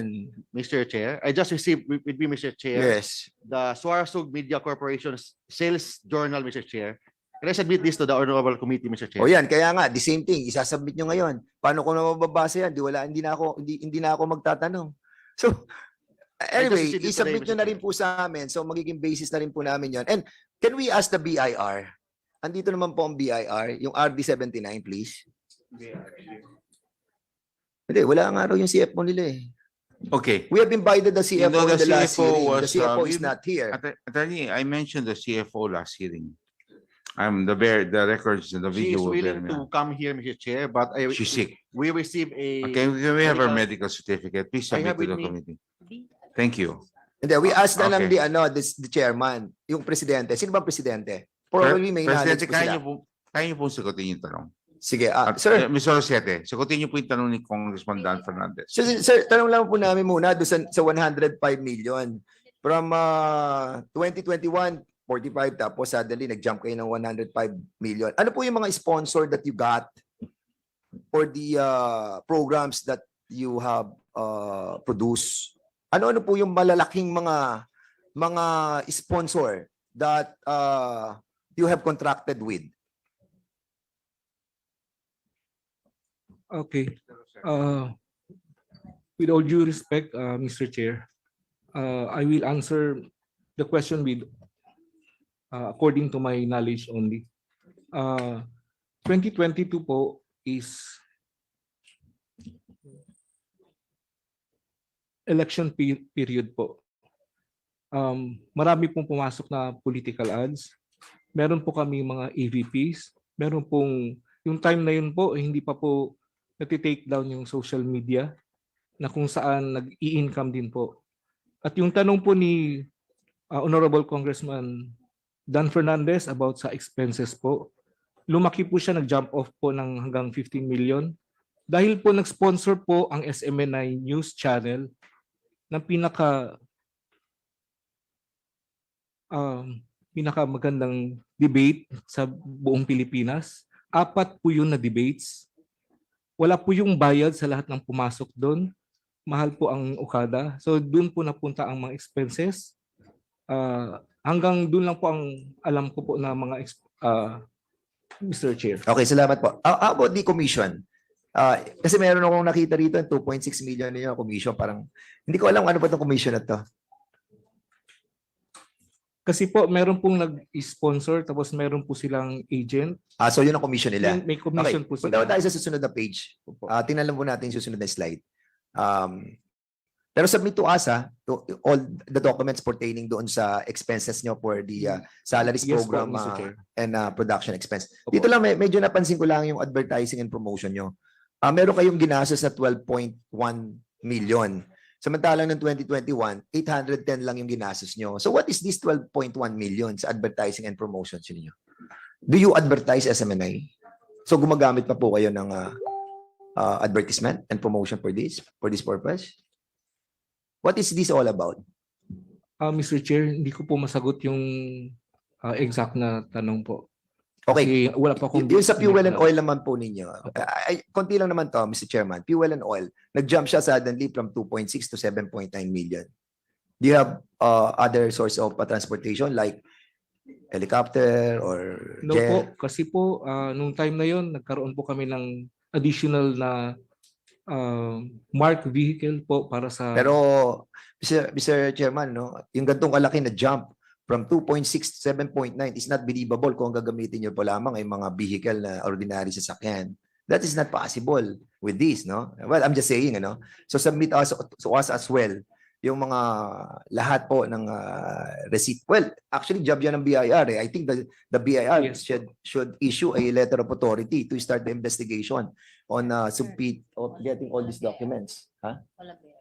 Wala BIR? Again? We asked them twice, right? No, this is the first time we invited. Once, okay. So, sir, yun lang po, ano, pagdating po dito sa, ano, pagdating po sa, yun sa business expense nyo, suddenly nagkaroon po kayo ng business expense. What is this also? Yung 3 point something. Ayan, makikita mo nyo sa business expense po ninyo. Meron kayo dyan na, bigla kayo nagkaroon ng 3.2 something there eh. Ano po ba yan?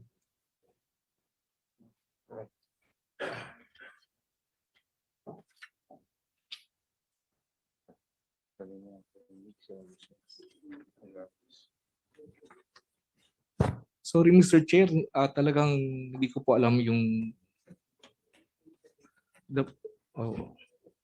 All right. I think, Mr. Chair, the problem is the submission of all these documents, ano. So we will be asking na lang po siguro to ask the BIR para at least masimpina lahat ng mga documents.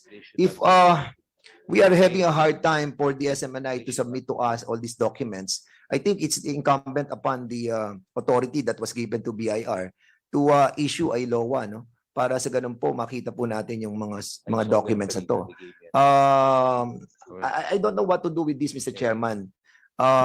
We're having a hard time trying to figure it out. Kung paano po namin may babalansi po yung mga revenues nyo and mga expenses ninyo.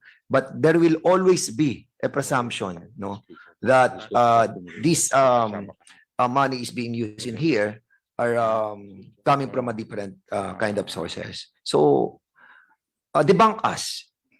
I-debunk nyo po kami para at least we will be thinking that this money came from a source that is good, not a bad source. Kasi nga, yun ang magiging presumption po namin dito eh. Hanggang hindi nyo po ipinakikita sa amin itong lahat ng ito, hindi po natin malalaman kung saan yung revenue nyo sa kaya expenses nyo. Am I right, attorney? Yes, Mr. Chair. Yan. So, one more thing, ano, Mr. Chairman, no? Yung Bampibus po na Capital Holdings Incorporated, kasi what is the primary purpose of this holding company?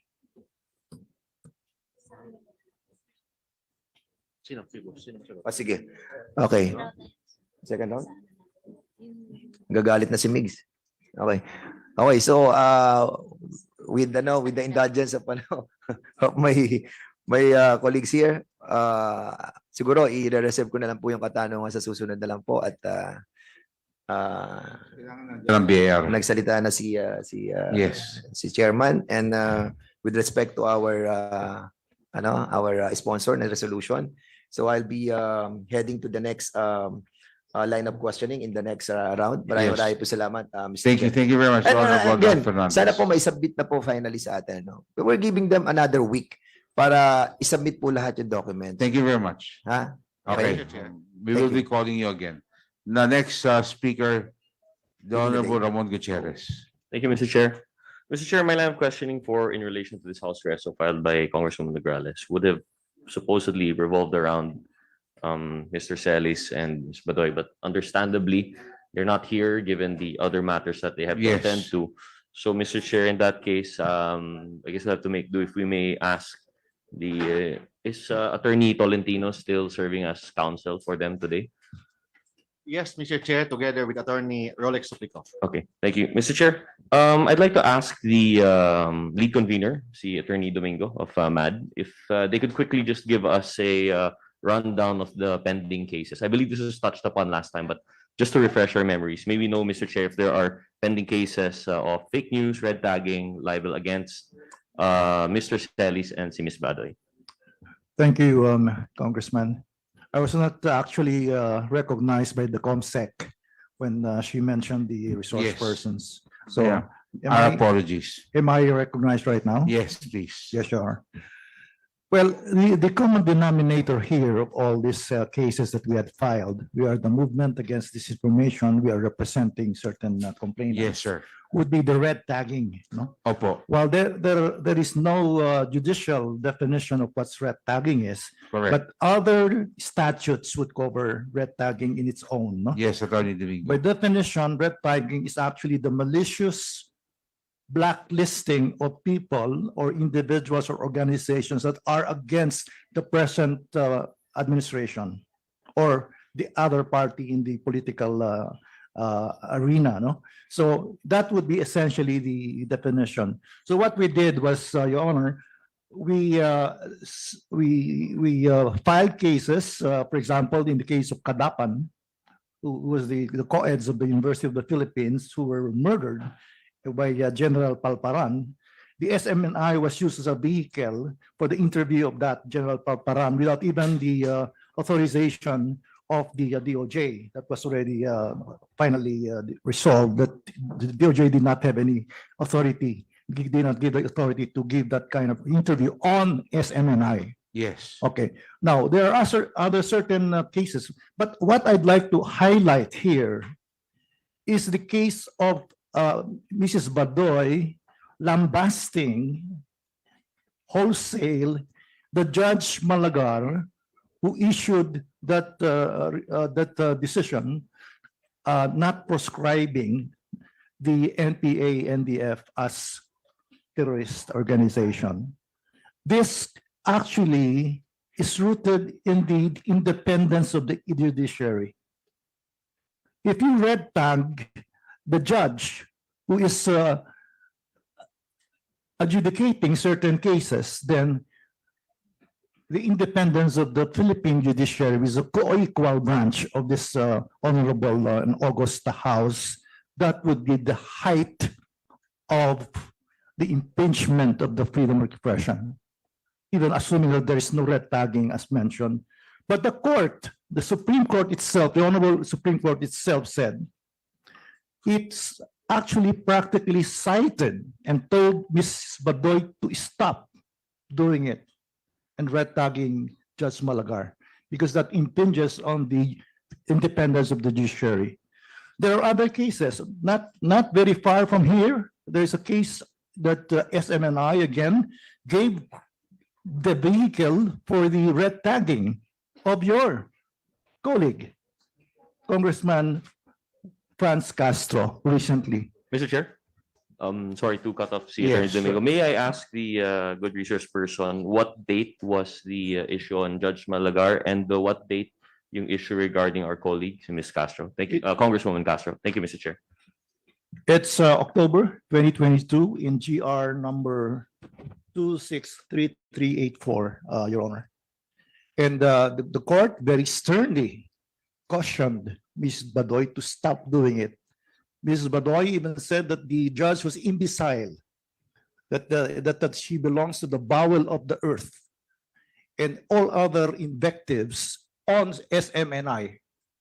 That's why the reason why we went motu proprio, the court, Supreme Court motu proprio issued that memorandum or that caution. At the same time, the movement against disinformation filed a petition for indirect contempt against Mrs. Badoy, which the Supreme Court, the Honorable Supreme Court, took cognizance of and is now pending adjudication by the Supreme Court. Thank you, Mr. Chair. Thank you. So we know the date of the case itself, but may we know the date of the incident of the red tagging of the good judge? Is that in 2022 or 2021? 2022. Your Honor. 2022 also. Yes, sir. Okay. Thank you, Mr. Chair. Please do proceed. And of course, the others are, of course, against Atom Pagaduan Araulio.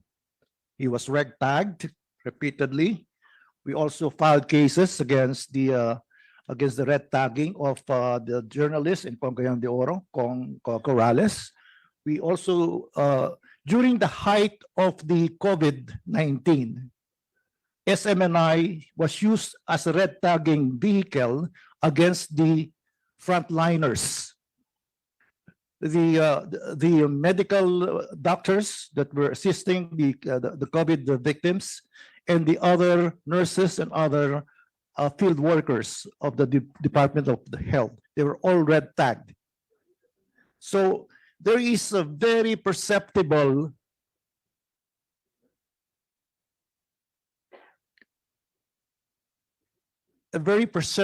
trend that SFNI is being used as a vehicle for red tagging, and what had been termed by the Honorable Congressman Kimbo as a systematic vilification of certain people that are against what they are trying to advocate on SMNI. So in other words, what I'm trying to say, Your Honor, Congressman, the Chair, is that we are simply documenting and putting on record these various cases to highlight the fact that the Honorable House Committee on Franchise should take into this matter. Thank you very Pursuant much. to Section 21 of Rule 6 of the Constitution on this investigation power of the House Committee. Thank you, Attorney Domingo. Mr. A Chair. media law professor. Mr. Chair, if Congressman Gutierrez would allow. Gladly, Mr. Chair. Yeah, the Honorable Toby. Yes, because this case was yung sa Supreme Court po. Ano pong petsa po nun? October po yan, Congressman. Ano po? October po. 2022. 2022, right. Mr. Chair, last Yes. week sabi po nila meron silang ethics committee or ano ba yung sabi nila doon na nag-imbestiga ng grievance committee. Supreme Court na po ang nagsalita, di ba po? Na Yes. sinabing hindi ayos yung ginawa. Opo. Ano po kaya ang naging resulta ng investigasyon ng grievance committee tungkol sa bagay na yun, Mr. Chair? SMNI. SMNI. Ito po yung grievance committee na, yes. If we may advance the information, Mr. Chairman. The committee decided to impose sanction against Mr. Celis. Is there a document that would show that a sanction was made? So I'm sorry. But Kay Ms. Badway pala yung tinatanong niya. so nagkamali po I was kayo na- referring to Mr. Celis. So, sandali. So, mali ho. So, that is not a, you're striking that, you're requesting that, you're withdrawing that statement. Yes, yes. Thank you very much. Yes, ma'am. Can you answer directly the question of the Honorable Toby Chanco? Yes, if I may, Mr. Chair. Yes. That time, I remember that the court ordered show cause for Dr. Badoy, and we also called her on the committee, Dr. Marlon, me, and the rest of the board, and she had submitted to the court what is ano pong sagot niya doon sa kanyang show cause, at pinagsabihan din po siya na respetuhin po ang ating Supreme Court, at nakinig naman po. Pero Mr. alam nyo, anyway, alam po niyo yung grievance committee na mention ni Honorable Tiangco is very questionable also. Because I raised that issue that when they told me the composition of the grievance is the producer, the executive producer, the associate producer. How can you have a grievance committee? Sila din naman na nagpalabas ng programang yun. Tapos sila how they cannot negate or they cannot go against their talents. Kasi alam naman namin yung negosyo ni Congressman Richard yan, no? Pag ikaw ang producer ng show, ikaw ang executive producer, tapos ikaw rin ang grievance committee, hindi ka pwede. Kasi anong pwede mo sabihin mali? Ikaw ang producer ng show. Di ba you cannot contradict what you just did. Sila rin nagkamali eh. Ang nagkakamali din yung production staff din eh. Di ba? So, paano nyo gagawin yung grievance show? Anyway, ibang usapin yan ha. Pero I just would like to take note and put it on record again that the grievance committee, I think, is not organized correctly. You cannot have the executive producer of a show, the producer of the show, part of the grievance committee, because they are part of the problem and they cannot be part of the solution. And I think anybody in television who has experience will agree with me on that. Yes, Honorable Toby Chanko. Yes, Congressman Gutierrez, may I? Yes. No, because this is a very serious allegation. Alam nyo, minsan, kahit hindi tayo nag-agree sa desisyon ng korte, we have to respect it. No? Correct. Hindi natin dapat batikusin yan. So, my question is, inimbestigahan ba sila ng network? Nung lumabas yung Supreme Court doon sa admonishment ng Supreme Yes, Court. ma'am. Was there an investigation or not, Ma'am. Mr. Chair? Meron po ba? Yes po, Mr. Chair. Anong Pinatawag po namin si Doc Lorraine and she was reprimanded at pinagsabihan po siya na igalang po ang ating korte. Mr. Chair, can we have a copy right now of the reprimand? We will submit within the day, Mr. Chair. In the day, within 10 minutes, Mr. Chair. Can you retrieve it from the office and send it to us? I-viber nyo lang po sa committee secretariat. Yes po. Thank you very much. Thank you, Congressman Gutierrez. And thank you, General Gutierrez. Thank you, Mr. Chair. Thank you, Congressman Chanco. Mr. Chair, so according to our resource person from MAD, we have quite a few high-profile incidents ng red tagging, fake news. Of course, this is under Ms. Badoy, but we also have the instance now that is being investigated doon kay Mr. Celis. I would like to also include as a high-profile incident of fake news. So, Mr. Chair, one more question that I have for the lead convener of MAD. Mr. Chair, do we have this kind of trend occurring in other media outlets, in other networks? Maybe you recognize your. Please reply. Before that, the chair would like to recognize the presence of our senior deputy speaker, the Honorable Don Gonzales Jr. of the 3rd District of Pampanga, and Honorable Representative of the 1st District of Agusan del Norte, the Honorable Jose Aquino II. And of course, for the 1st District of Surigao del Norte, the Honorable Bingo Matugas. Welcome, sir, to the Mr. committee Chair, hearing. Yes, please reply, Attorney. my apologies for the interruption, but may this representation be granted authority to leave the committee hearing as I have a flight to catch, Your Honor. Well, it appears if you don't have any substantial, your role here is just to deliver a letter Yes, Your to Honor. the committee chairman. Yes, Your Honor. So you're excused. Thank you very Thank you. much, Your Honor. Yes, now proceed. The Honorable, yes. Who is the question? Yes, the Honorable, Mr. Attorney Domingo. I'm not sure it's honorable, Your Honor. Thank Yes. you. In answer to the Honorable Gutierrez, there is a very perceptible and perhaps very, very systematic use of SFNI as a vehicle for red tagging and all this vilification campaign. Let's not go far from our house here right now.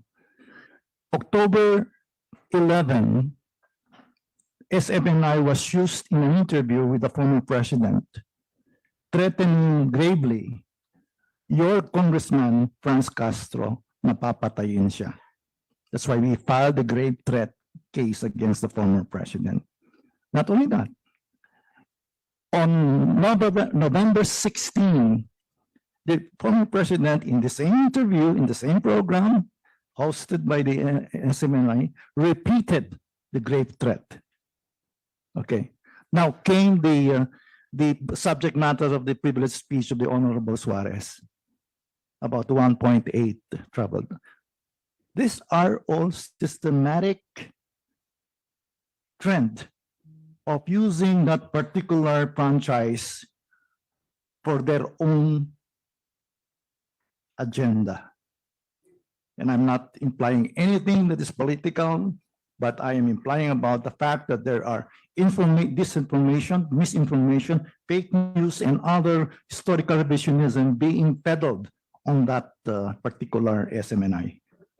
Thank you, Mr. platform. Chair. And I think, yes, we are Expand to that, establishing this trend, no? Mr. Chair, I'd like to reiterate my question to the good attorney, if we may know, because I'm sure MAD as an a social civic community organization is monitoring this information, not only with the SMNI. So, Mr. Chair, my question is, do we have a similar pattern of disinformation, of red tagging fake news in other outlets, other media outlets, some of the big names? Do we have the same kind of instance, or is this seemingly endemic to the SMNI?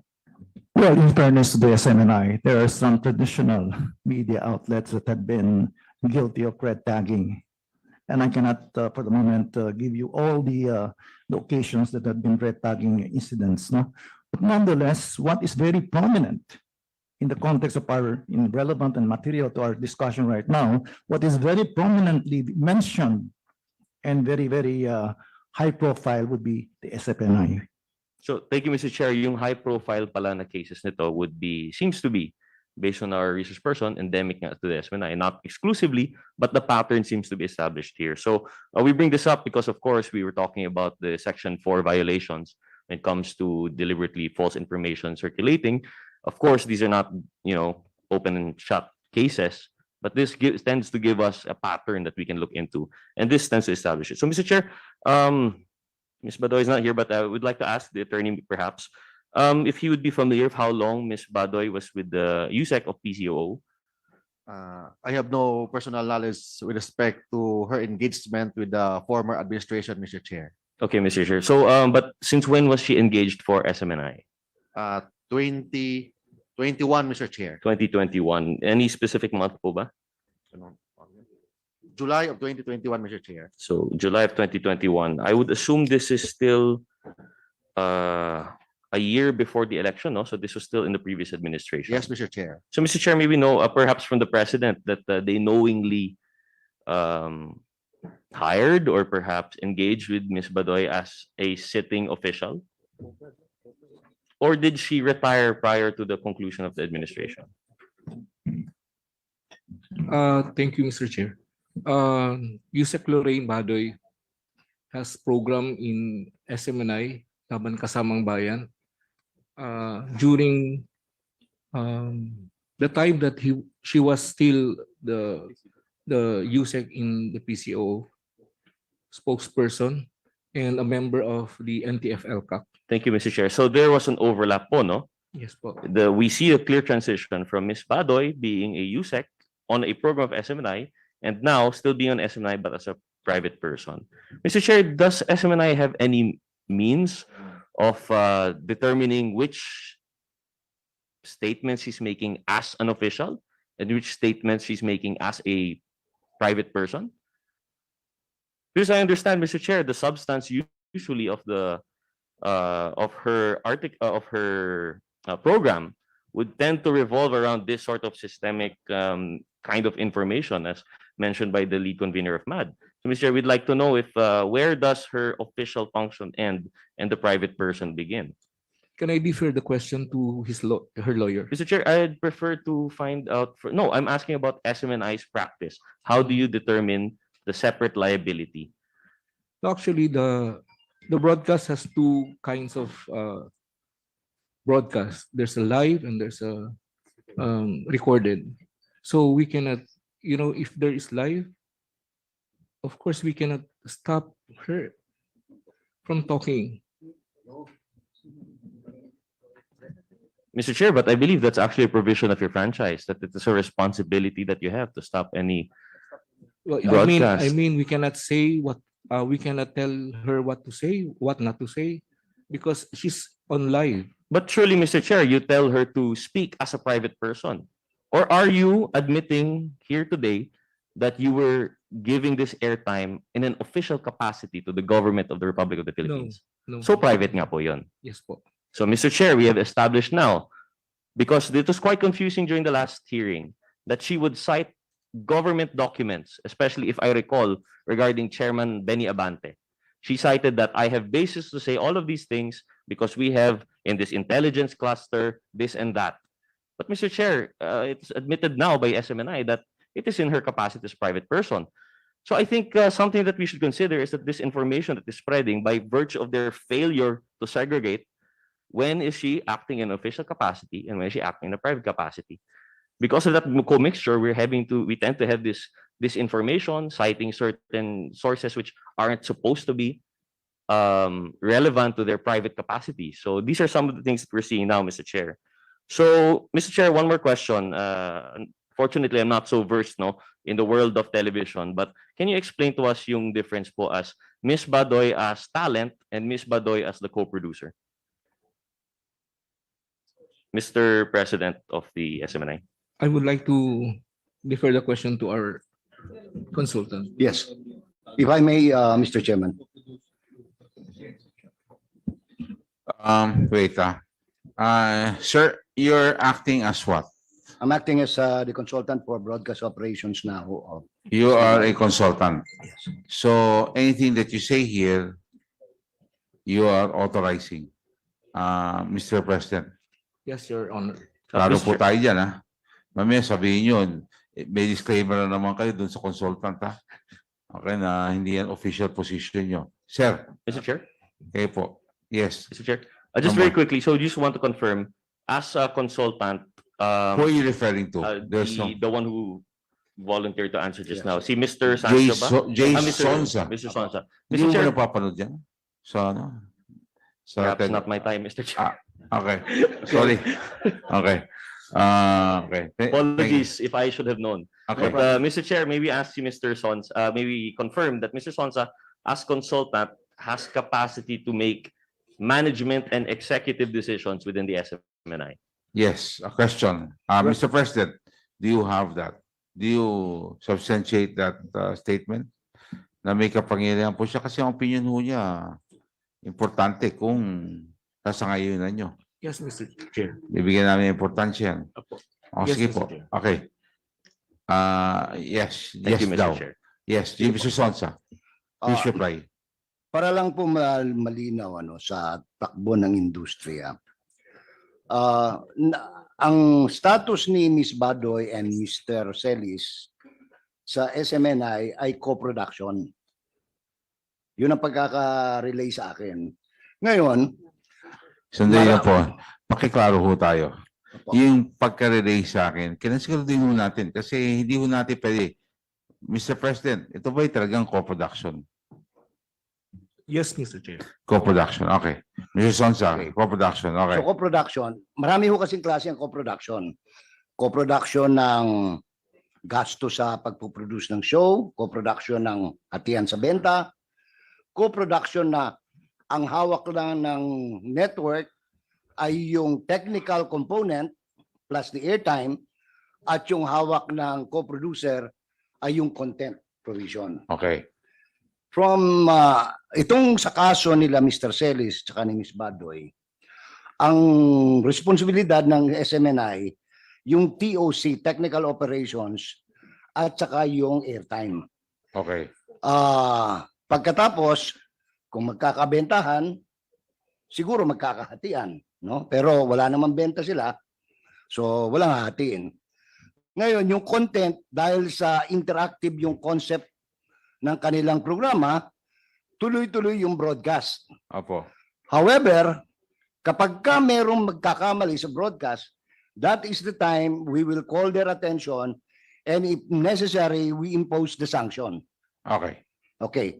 Now, doon po sa tanong kanina ni Congressman Toby Chanco, binago na po natin yung grievance committee. Gumawa na po tayo ng editorial board ngayon at saka ng ombudsman sa loob ng SMNI. So halimbawa, meron pong observation sila ang MAD. Tapos magsasubmit sila ng complaint. Yan po ay aasikasuhin ng editorial board. Katulad po ng nangyari kay Mr. Celis ngayon na sana ipapaliwanag ko kanina, nung mangyari po yon imbestigahan. Kaya lang, naudlot yung investigasyon, gawa ng dito mismo, inamin niya na meron po siyang pagkakamali. That is why sanction have to be imposed. And we have now the official sanction which we can provide the committee with what the actions taken by SMNI insofar as Celis is concerned. Which is? Which is suspension. How long? Bigyan nyo na kami ng kopya, Opo, pwede. meron po. Can we have a copy, Mr. J. Sonsa? Opo. Mr. Sonsa, Opo. Hindi po ilan taon na ba tumatakbo tong programa ni Eric at saka ni Lorraine? Mga may 2 years na, no? Okay, may tanong po ako. Opo. Kung yan ay co-production at ang oras, ilaw, ang airtime sa inyo, Opo. ang talent sila, Ang content. ang kanila po. content sila, Opo. at silang anchor. Co-production Opo. Co-production. Doon tayo ha. Opo. Kasi tama kayo, marami iba-iba co-production. Question. 2 years na tumatakbo yung programa. Walang kita. Paano po sila? Kasi nga po ganito, yung konsepto nung... Paano sila nakakapag-tiis ng 2 taon na wala silang benta pero araw-araw banat sila ng banat? Yung banat po nila, hindi ko masasagot. Okay. Hindi, Yung po- pag sabi nagtatrabaho po sila, yun po ibig ko sabihin. Ngayon, doon po sa ano... Nagtatrabaho po sila. Kung titingnan po ninyo yung konsepto ng pagtatayo ng SMNI, talagang para sa bayan. Sagutin na po dapat. Paano po nila nagagawa yun? Yun ang tanong ko. Kasi it does not make sense. Opo. Co-prod. Co-prod pero sa kanila oras. Pag sinabi co-prod, hati eh. Oras sa kanila, ilaw, lahat sa inyo, technical, sila talento at saka content. Yun lang. Opo. Okay? Kasi doon mga kayo nagtatago doon sa waiver eh. Alam ko naman kung sa kayo pupunta. Pero sige, doon muna tayo sa issue ng co-prod. Na pinapalabas nyo, co-prod to, ergo, hindi namin sagutin kung anong sasabihin nila. Kasi co-prod eh. Nagtatago kayo. Hindi nyo tinawag black timer, hindi nyo tinawag iba. Ang sinabi nyo, co-prod. Okay. Benta, hati. 2 years, walang benta. Sila po, wala po Wala, sila. in short, wala silang income. Opo. Hindi po kaya pinapaswerdohan ng SMNI sila. Kaya nabubuhay sila mas walang revenue. Sweldo, wala akong alam na sweldo. Hindi. Kung Mr. Chair, honorario... Can we, SMNI, can you please answer? Mr. Kung sweldo ba Chair. siya sa inyo, hindi? Mr. Chair, point of clarification. Yes. Yes. The Honorable, yes. Before that, the Honorable Gomez was wanted to be acknowledged. But before that, sumisweldo ba o hindi? Attorney, sagot lang muna. Talent fee, Mr. Chair. Meron. Talent fee, not Okay. sweldo. 100,000. Yes, Mr. Chair. Isagot nyo.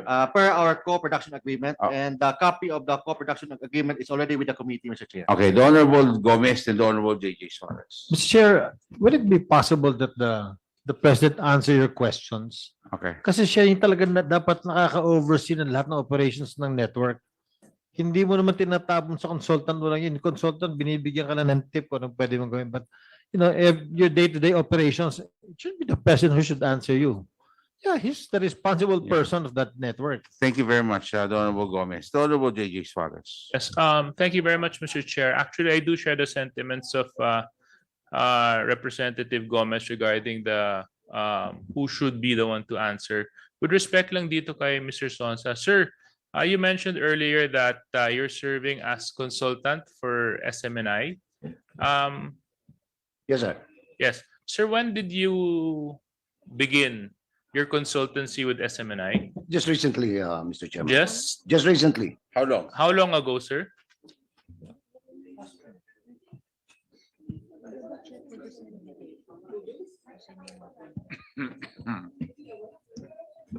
Mr. March Sonsa. 20. Yeah. Kailan po? To be exact, March 20. March 20. Opo. March 20. Do you have any documents that would attest to Yes. your Yes, Mr. Chairman. Can you please submit this? We will to- submit it, Mr. Submit it off before the day ends. We will. Thank and you as very much. consultant, Mr. Sonsak, will you be kind enough to share? Are you receiving any monetary benefits from SMNI? Are you? Yes, Mr. Chair. And would you be kind enough to detail to us how much you're receiving as consultant? The record would speak for itself, Mr. Chairman. We will Which submit is- the record. Okay. Can you just tell us, since there's a record, just tell us.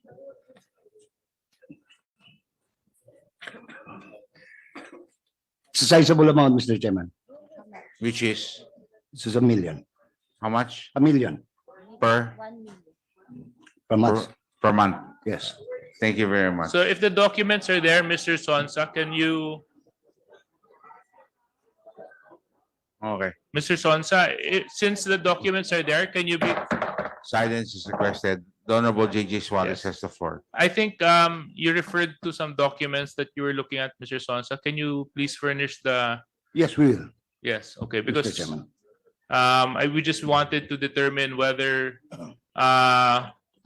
you're a consultancy and how long you have been a consultant. Kasi we've been having these hearings for the past 3 weeks at ngayon lang po kayo lumitaw kaya medyo nakakagulat po ang pagdalo ninyo sa komitiba. But nevertheless, maraming salamat po sa mga ibinahagi ninyo. Thank you very much, Mr. Chair, J.J. Suarez. Mr. Chair, The Honorable Toby Jang. again with the indulgence of Congressman Gutierrez, kailan po nagsimula yung grievance committee tsaka yung internal ombudsman ng SMNI? President, Mr. President, kayo na po sumagot. Pagi ko, alam niyo naman po yan.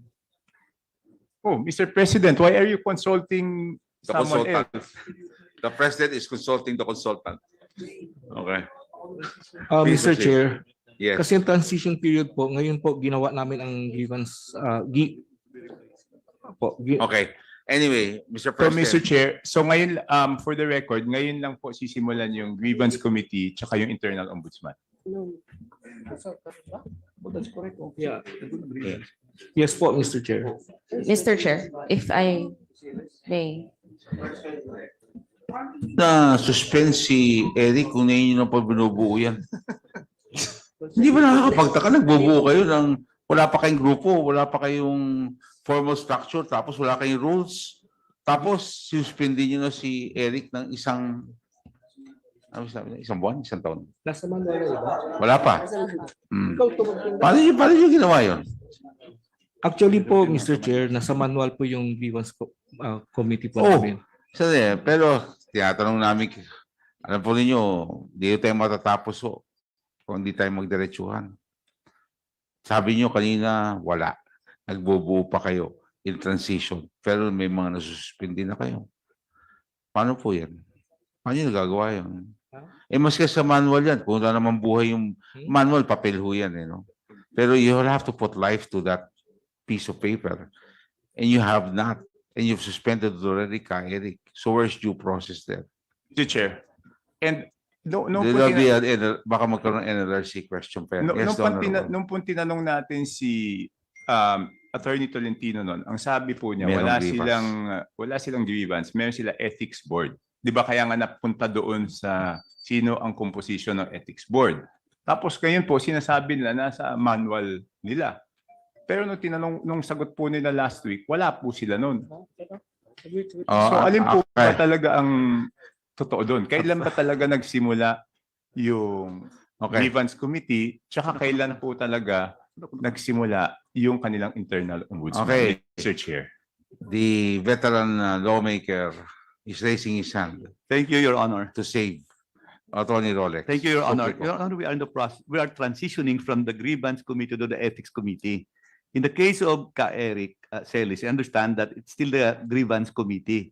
Now we have the members and the constitution of the grievance committee. And they met to determine the case of Eric Celis.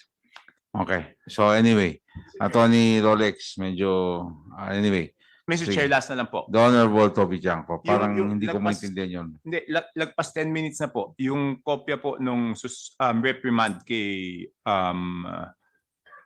Professor Badoy. Yes. May we have the copy of the reprimand? 10 minutes has passed. You're supposed to Viber. Ma'am, Board of Director. Di ba, meron po kayo dapat i-submit. Yes po, we're follow up. Okay. Well, we will not, hindi natin tapos itong araw ito. Mr. Chairman. Pakibilis lang. Mr. Chairman. Yes, the Honorable Joe Poy. Wait. Mr. Chairman, Let's make it clear. The Honorable Ramon Gutierrez still has the floor. Are you done? with your Mr. Chair, question? not yet, but I could... Because you've given way to everybody, but are you done? Pwede naman, Mr. Chair, my next line of questioning would be picking up from a previous question. So okay lang naman, Mr. Chair. I Okay. defer to the good... Yes, because Congressman King. we will have already to go for the vote of the resolution. That's why I'm just allowing all of this discussion for clarity, so that we will be clear as to how the members will vote in today's hearing for the committee report. Though this has been approved, we're just talking the committee report here. Yes, the Honorable Yes, Joe. Mr. Chairman, can we request for a copy of the contract that was manifested earlier between, they said it was 2 years ago. Di ba? 2 years ago pa yung si Badoy and ka Eric.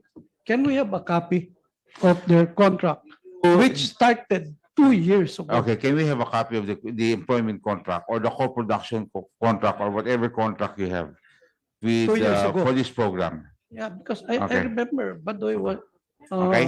Badoy Can we have was a copy? still with the The contract, Mr. Chair, is already with the USEC. committee, Mr. Chair. Oh, meron na po sinabit dito.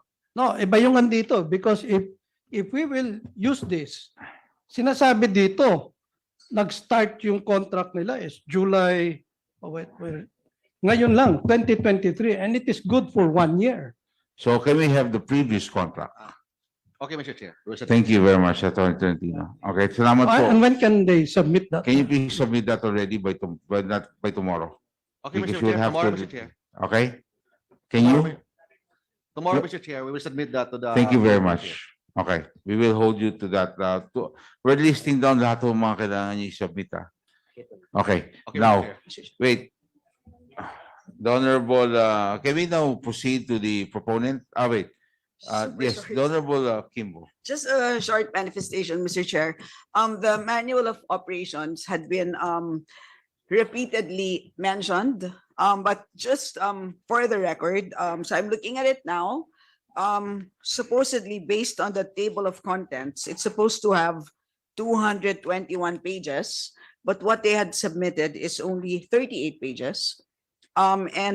Indeed, there are ethical principles which they are supposed to follow, which includes the handling of sources.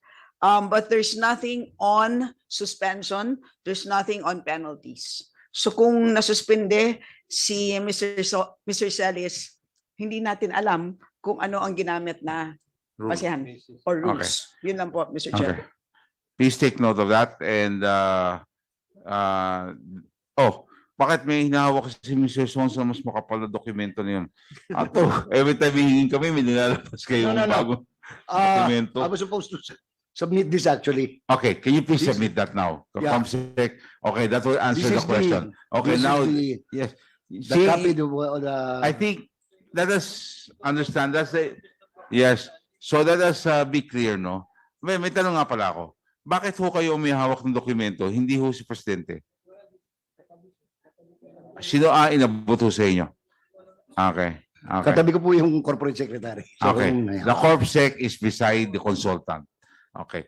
If the CorpSec was beside the president, then it will have been the president to manifest. Mr. Okay. Chair, para moving target itong ginagawa natin. Correct. That's why, alam po nyo, yan yung problema pag piecemeal eh. That's why hindi nyo natin alaw. Lahat ng hihingi namin, kailangan isabit yung agad before the next hearing. Kung hindi, mahirap po na piecemeal ang submission nyo. We don't have time to review all these documents, especially voluminous as that. Yes, we now proceed. Can we now proceed? Are you done already? Can we now move to the last question? Okay. Yes, Mr. Chair. The Honorable Gutierrez has his final question. Thank you, Mr. Chair. So as I was establishing earlier with the co-prod, which was mentioned, actually, Yes. I was moving towards that, properly elucidated by the good Chairman Tambunting. Questionable po yung kanilang 2 years na wala palang kita, it is still continuing. So it begs a question like, why do we have this program? What is the strategic goal that is in mind? Is it to perpetuate this kind of content? Yung tanong po namin, Mr. Chair, initially we'd think that this kind of program should be for profit, and as their franchise is for profit. But Mr. Chair, so with that, I'd like to ask if the COMSEC could briefly flash the resource indicated by Kong Dan Fernandez earlier, yung expenses nila. So Mr. Chair, based on the expenses ng SMNI, very clear, walang kita yon. And they said that with the co-prod, they are sponsoring the expenses of that program and talent fee po yung Correct. binibigay kay Ms. Badoy. Bakit po blanco yung talent fee natin dito? For 2022, which was at the time already.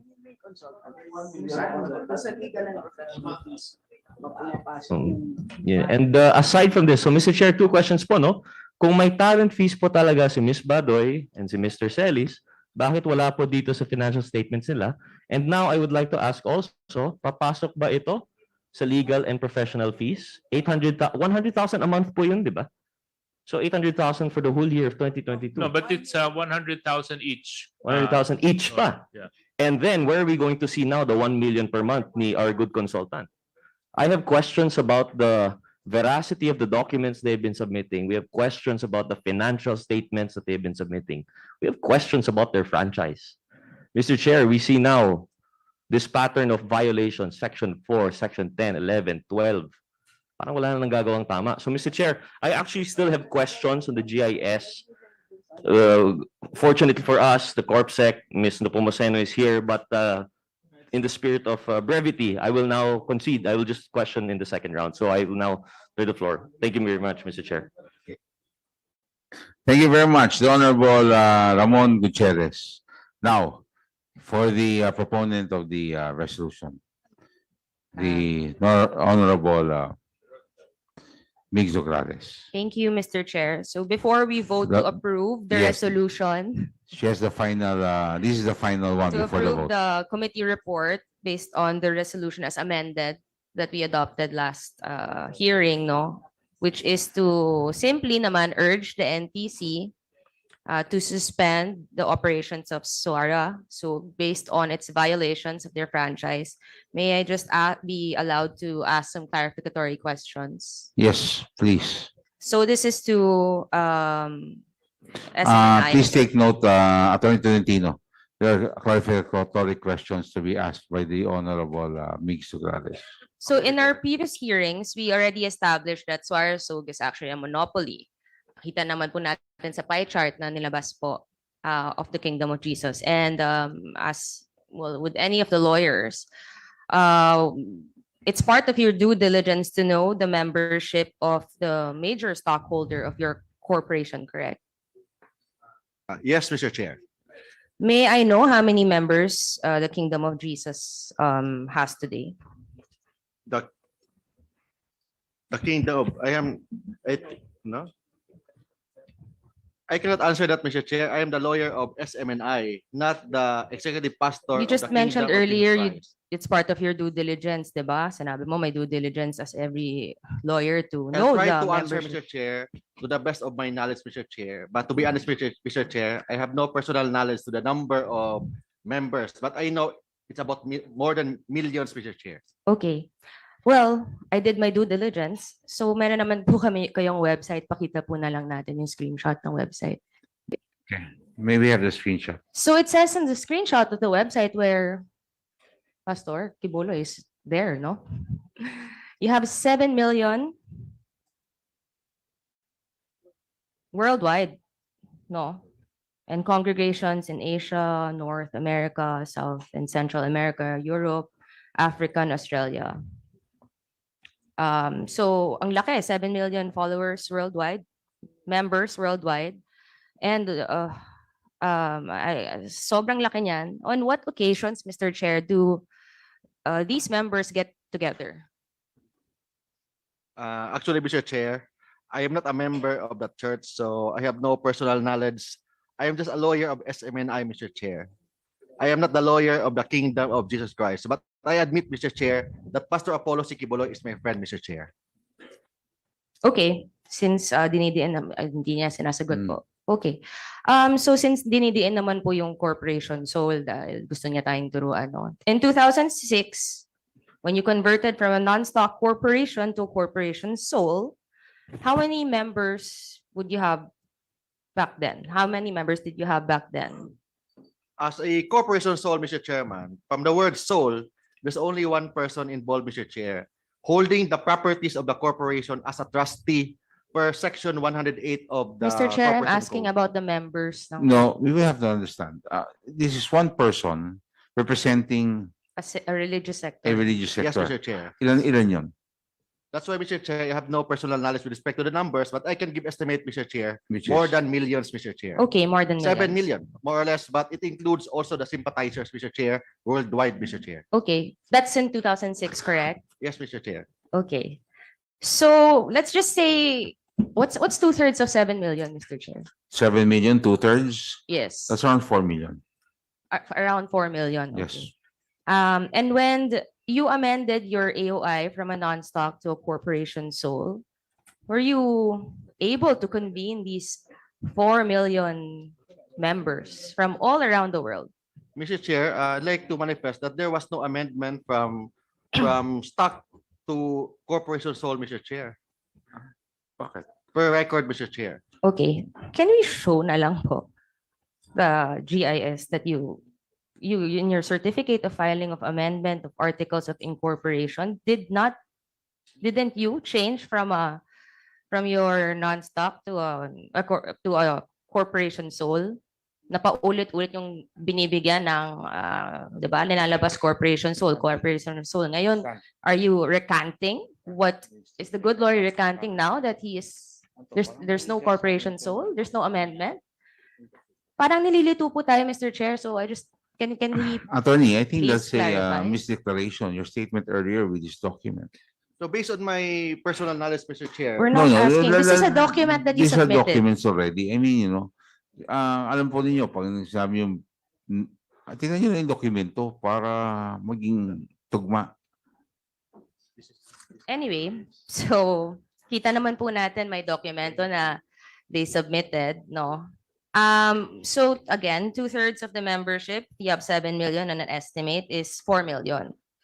And now you're saying you don't know how they convened or whatsoever. Walang pictures of this milestone to have 4 million. It's such a big, diba, event all over the world.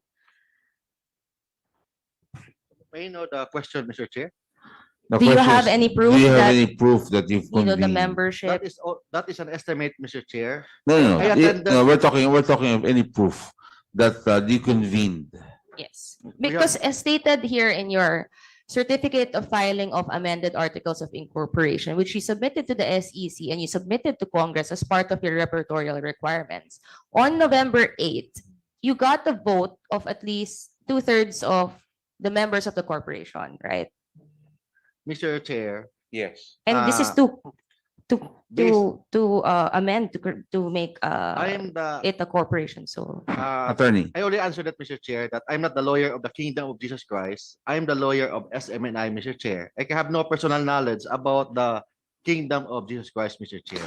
But I have a question. Don't you think you should have some working knowledge about this, since this you're representing SMNI, of which the Kingdom of Jesus Christ, the sole corporation, is part of, or majority of? I Due mean, how diligence can you lang po detach yun. yourself from that argument, di ba?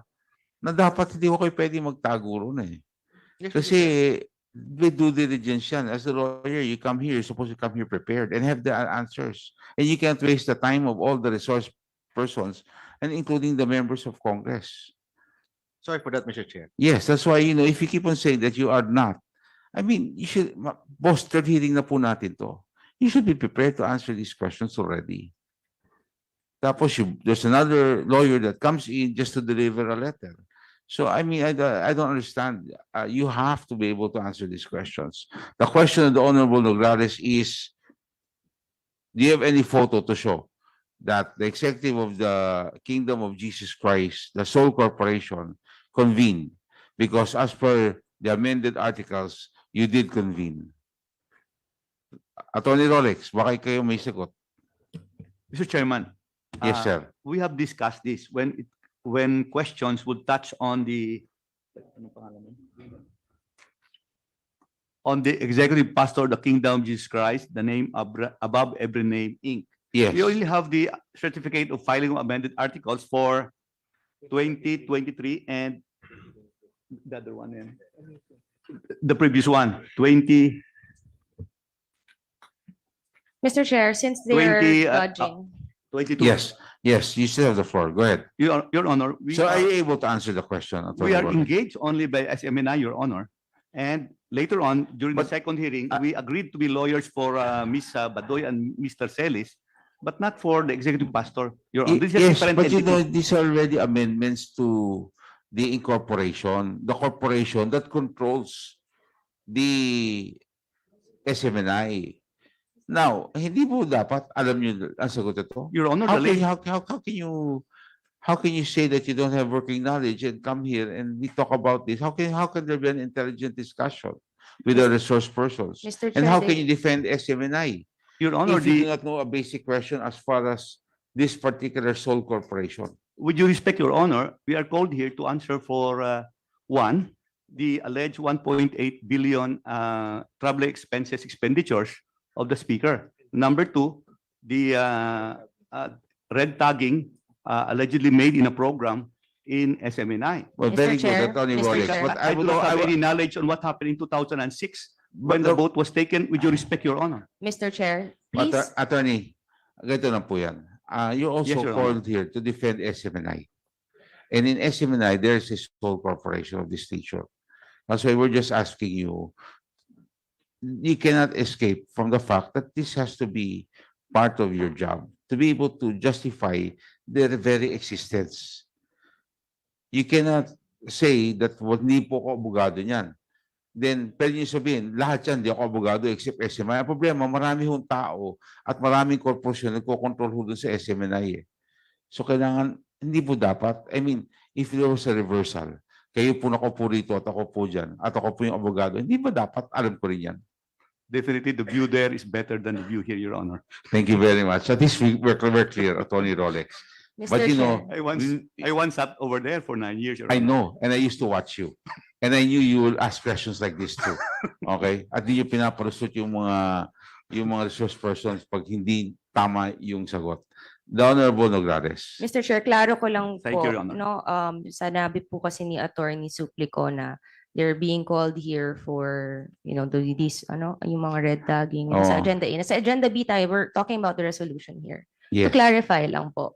And which you are still also the lawyers for SMNI on this resolution, which is simply to urge NTC to suspend because of violations of your franchise. Correct, Mr. Chair? Yes. Okay. So, iklaro po natin, let's not mislead right now what's happening. Hindi naman po ako yung nag-file nun. Pinag-uusapan natin ang resolution na final ko to urge NTC to suspend if we find na violations. Okay. And in any case, since they did not do their due diligence as lawyers, there is section 114 of their Revised Corporation Code. And nandito naman din yung SEC na I can ask them questions if you cannot answer the questions of a major stockholder. SEC. Mr. Chair. Oh, so, Um, are you hold addressing on. this now? Um, Mr. Chair. Wait, Attorney Tolentino. I am. Pwede bang tapusin po natin si Congressman Nograles? Di ho kayo pwede pumasok. Sanay po kasi siyang ganyan, Mr. Because Chair. kanina nagsasalta, puro hindi nyo alam. Ngayon naman na bibigyan niya, ibabanda nyo sa iba, tatanungin nyo at papasok ulit kayo. Pwede bang tapusin muna ni Congressman Nograles, Congresswoman Nograles, yung line of questioning po Sorry niya, for that, Mr. bago Chair. ho kayo pagbigyan, ha? So, yes, Honorable Nograles, para ho maging orderly yung proceeding at saka maintindihan ho natin yung issues. Honorable Nograles. So, section 114 of the Revised Corporation Code, which embodies the rules for corporation soul, since gusto naman po nila tayong turuan tungkol sa corporation soul, explicitly requires that at least 2/3 of the membership will give its written consent or has voted to incorporate at a duly convened meeting of the body. SEC, tama po ba, Mr. Chair? Yes. SEC, please answer the question. That is correct, Mr. Chair. And even jurisprudence, Iglesia Evangelista versus Bishop Lazaro, GR number 184088, July 6, dated July 6, 2010, states, even an amendment as well requires 2/3 of its membership, the vote or the written consent of its membership that convenes for that sole purpose. SEC. Correct? That's correct, Mr. Chair. Okay. Dito po, makikita natin sa pag-file pa lang nila ng Certificate of Amendment of Articles, that's why I highlighted it. It says 2/3 of the members of the corporation, which is not membership and violative of Section 114. Is this correct, Mr. Chair, to SEC? That appears to be the case, Mr. Chair. Yes. But of course, alam naman po natin mandatory, may mga submissions yan ng documents and you have to, SEC has to, if nagbigay sila ng documents, kailangan naman pong, di ba, i-approve. Yes. Right? So, can we show na lang the next slide? Next slide, please. So they have a trustee certificate which is notarized, no? Sworn. There's an oath there. Sabi naman po na contradictory to the first page of the submission. This is attached to the 2006 amendment. Meron naman silang 2/3 of the members in a special meeting called for that purpose and jointly held on November 8, 2006. So I've been looking through the website. Wala mo naman po kasing pictures, walang anything. So if SMNI na lang po can furnish us a copy of a photo or proof of the notice. Kasi 2006, wala pang, hindi pa pwede yung mga Zoom pag board meetings. So dapat, di ba, nakita yan na magkasama-sama sila on November 8 specifically, especially for that they called a meeting. I'm really hoping SMNI would be able to submit such documents or proof. Because if not, hindi po ba to SEC, this is grounds for cancellation because of SEC. fraud? Yes, Mr. Chair, any document that appears to be fraudulent or false or contains false statement submitted in support of filing of articles of incorporation or any amendment that constitutes fraud in the procurement and may be cancelled, Mr. Chair. So mukhang kahit yung SEC, binibigyan nila ng iba-ibang requirements, I mean the documents na contradictory to each other. The Yes. first statement on the first page of the GIS, and mas malala, if they cannot prove this, Mr. Chair, this is a criminal offense for perjury because this is under oath. The same as the document submitted to us na iba po ang sinabit sa atin sa Kongreso, na nalaman po natin today, and sa SEC, edi po, fraud po yun. So, to clarify lang po then with SEC, para malaman po natin within the purview of SEC anong definition ng fraud. Meron po kasi akong nabasang administrative case number 03-15-173 on Nature's Garden Park versus Enforcement and Investor Protection Department, where you defined fraud within the purview of SEC to be fraud as actual or constructive. And in the same case, you mentioned that any material statement made by an incorporator in its articles of incorporation or amendment that turns out to be falsehood would be considered fraudulent. And again, yung fraudulent na to, regardless of the incorporator's intent or knowledge of such falsehood, correct, Mr. Chair? Yes, That's correct, SEC. Mr. Chair. Correct, Mr. Chair. Essentially, pag mag-good faith na naman na argument, no, that they didn't know, they didn't comply, it's still going to fall as fraud within the definition of SEC. Correct? SEC. That's correct, Mr. Chair. And you. fraud in submission nga, even if they say good faith, is a ground to cancel such amendment or certificate of registration. Correct? That's correct, Mr. Chair. Ano nangyayari? Okay. Proceed. May I ask, and with this cancellation, no, may I ask lang, NTC naman po, Mr. Chair. Please proceed. For NTC, it is within the power of the NTC to issue certificate of public convenience for operation of communications of radio and television broadcasting system, correct? That is correct, Your Honor.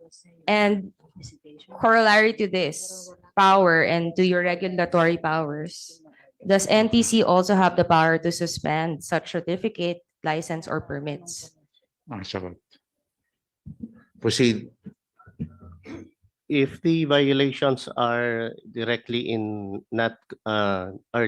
violation of the CPC that the NTC issued, then the NTC may consider, Your Honor, but we take into account also the other jurisprudences in light of this. Thank you. Essentially, Mr. Chair, we just want to clarify from NTC. If we see violations, now that we're seeing several violations within especially the franchise of Suarezug, and even if we dig deeper and see more violations, does NTC have the power to suspend while we're looking into violations at magkakaputukan po na lalabas po ang violations. Mr. Chair. Your Honor, we will be evaluating very carefully the resolutions and whatever that this committee may come up with too, and we take into account also the existing mandate that we have and the corresponding jurisprudence. Yes, Mr. simply Chair. that's why our resolution is to urge NTC, no? So to enlighten lang everyone, I suppose, let's run through na lang po the violations. First, 'di ba, yung ground naman po ng pag-urge natin sa NTC dahil may violations sila sa franchise. Klaro naman po kanina pa that we have next slide please. On their franchise, which is RA 11422. Section 4 was violated, not to use the station or facilities for dissemination or of deliberately false information or willful misrepresentation to the detriment of the public interest. Okay, next slide. Last meeting, of course, we established this with this whole shift of the controlling interest, no? And again, this would hit another provision in their franchise, which is on the next slide, Section 10, which we have established that there is no prior approval on the transfer of the controlling interest. And then that's the first sentence of Section 10. The next slide, please. There's also a violation on the requirement to report within 60 days from the transfer of the controlling interest. So, punta tayo sa mukhang ngayon, dahil sa nakita natin, no, that the latest GIS statement that they submitted to us is different. The one 2021 po ba yun? 2021 GIS submitted to us on the repertorial requirement is different from the one that they submitted to SEC. Mukhang ngayon may violation na rin po sa Section 12. Which, if I may direct this committee lang to Section 12 on the repertorial requirements. On the third paragraph, actually the second paragraph, the annual report shall include an update on the rollout, development, operation, or expansion of business, audited financial statements, latest general information sheet officially submitted to SEC. So bakit po iba ang sinubmit sa atin at iba ang official sinubmit po nila sa SEC? Certification of the NTC on the status of its permits and operations, and an update on the dispersal of ownership undertaking if applicable. The next paragraph, the repertorial compliance certificate issued by Congress shall be required before an application for permit, certificate, or any equivalent thereof is accepted by the NTC. So ngayon mukhang pumasok na meron na rin pong violation ng Section 12. But hindi pa po tayo tapos. Like we showed earlier, last hearing, next slide please. Lalabas ko po ulit na lang yung pie chart. That essentially, 53.46% is the executive pastor, Phoebus Holdings is 46.22%, Phoebus Holdings naman, about 97% is owned by executive pastor na, 'di ba, noong 2022 naman, na-establish natin na si pastor po ang talagang may control naman. So equivalently, may 98.37% na share talaga si executive pastor. So, but makikita po natin na ang cooperative na wala rin po doon sa kanilang franchise na ginawa nila to comply after 29 years of existence ay 0.19 lang po. Ang layo-layo ng 30% requirement nila to offer the public sa dispersal of ownership clause nila. And they only did this 2 years ago, after 29 years of existence, Mr. Chair. Sinabi po naman, Mr. Chair, nila that they are complying and may good faith na naman. Pero questionable na gusto pala nila comply. 2 years ago lang nila kinomply after 29 years of existence. Medyo, di ba, Mr. Chair, nakakapagduda, di ba? But even with that, we'll show the next slide. So, dahil hindi umabot sa 30%, meron violation on Section 11. Okay. More than even the franchise, nakikita natin tuloy-tuloy yung mga violations nila. Even with the Constitution, next slide please. Because we've established that there's monopoly. On Article 12, Section 19, the state shall regulate or prohibit monopolies when public interest so requires. No combinations in restraint of trade or unfair competition shall be allowed. Next slide. Hindi lang isa na violation ng the highest law of the land, which is the Constitution, pati rin po ang Section 16, Section 11, Article 16, that Congress shall regulate or prohibit monopolies in commercial mass media. Na mukhang tinatamaan na rin po na kailangan natin din tingnan to. Kaya nga, di ba, nakikita natin may mga violations. Not even with the Constitution. Let's also go to the KBP Broadcast Code, which they only withdrew their membership on December 4, 2023. So they cannot now wash their hands and say that all other violations that they did prior to that does not apply to them. So next slide. Article 1 of the KBP Broadcast Code on Section 3, Fairness and Objectivity. News report shall be fair, factual, and objective. Okay, next slide. Meron din on Section 4 on news sources. The only news that can be attributed to a source shall be aired. News must be clearly identified. You know, there are violations here na naklaro naman, di ba, na Mr. Chair, correct, na umamin naman po na may mga violations at hindi nag-comply at hindi na-verify. Tama po, Mr. Chair. Not just Section 4, the next slide. Meron pa pong personal attacks na bawal po, na nalabas po naman nila Honorable Manuel and Honorable Castro kanina po. Next slide. Meron din Article 5 naman kung sinasabi nila nagkakamali. When a mistake has been broadcast, it must be acknowledged and rectified as soon as possible. At ngayon lang sila nagsasabi ng sorry dahil nag-iimbestiga po tayo. Parang, bakit ganun po, di ba? Meron din, Article 13 ng KBP Broadcast Code. So persons who regularly go on air shall be required to obtain accreditation. Okay. Some of the SMNI hosts were not KBP accredited. Correct, Mr. Chair? Ako nga po, hindi nga po ako KBP accredited. Sinasabi na dati po akong co-host, kaya nga po umalis. Kasi mukhang may mga violations tayong nakita. So I can attest to that veracity na some hosts really are not accredited. Okay. And then we have another article sa KBP Broadcast Code, Article 33. The Universal Ethical Standards. Ang dami po kaya sa KBP Broadcast Code. Hindi lang po yun. Mr. Chair, meron din po sa sarili nating house rules. Para maklaro lang kung bakit, di ba, na-cite for contempt. Pakita po natin ang next slide.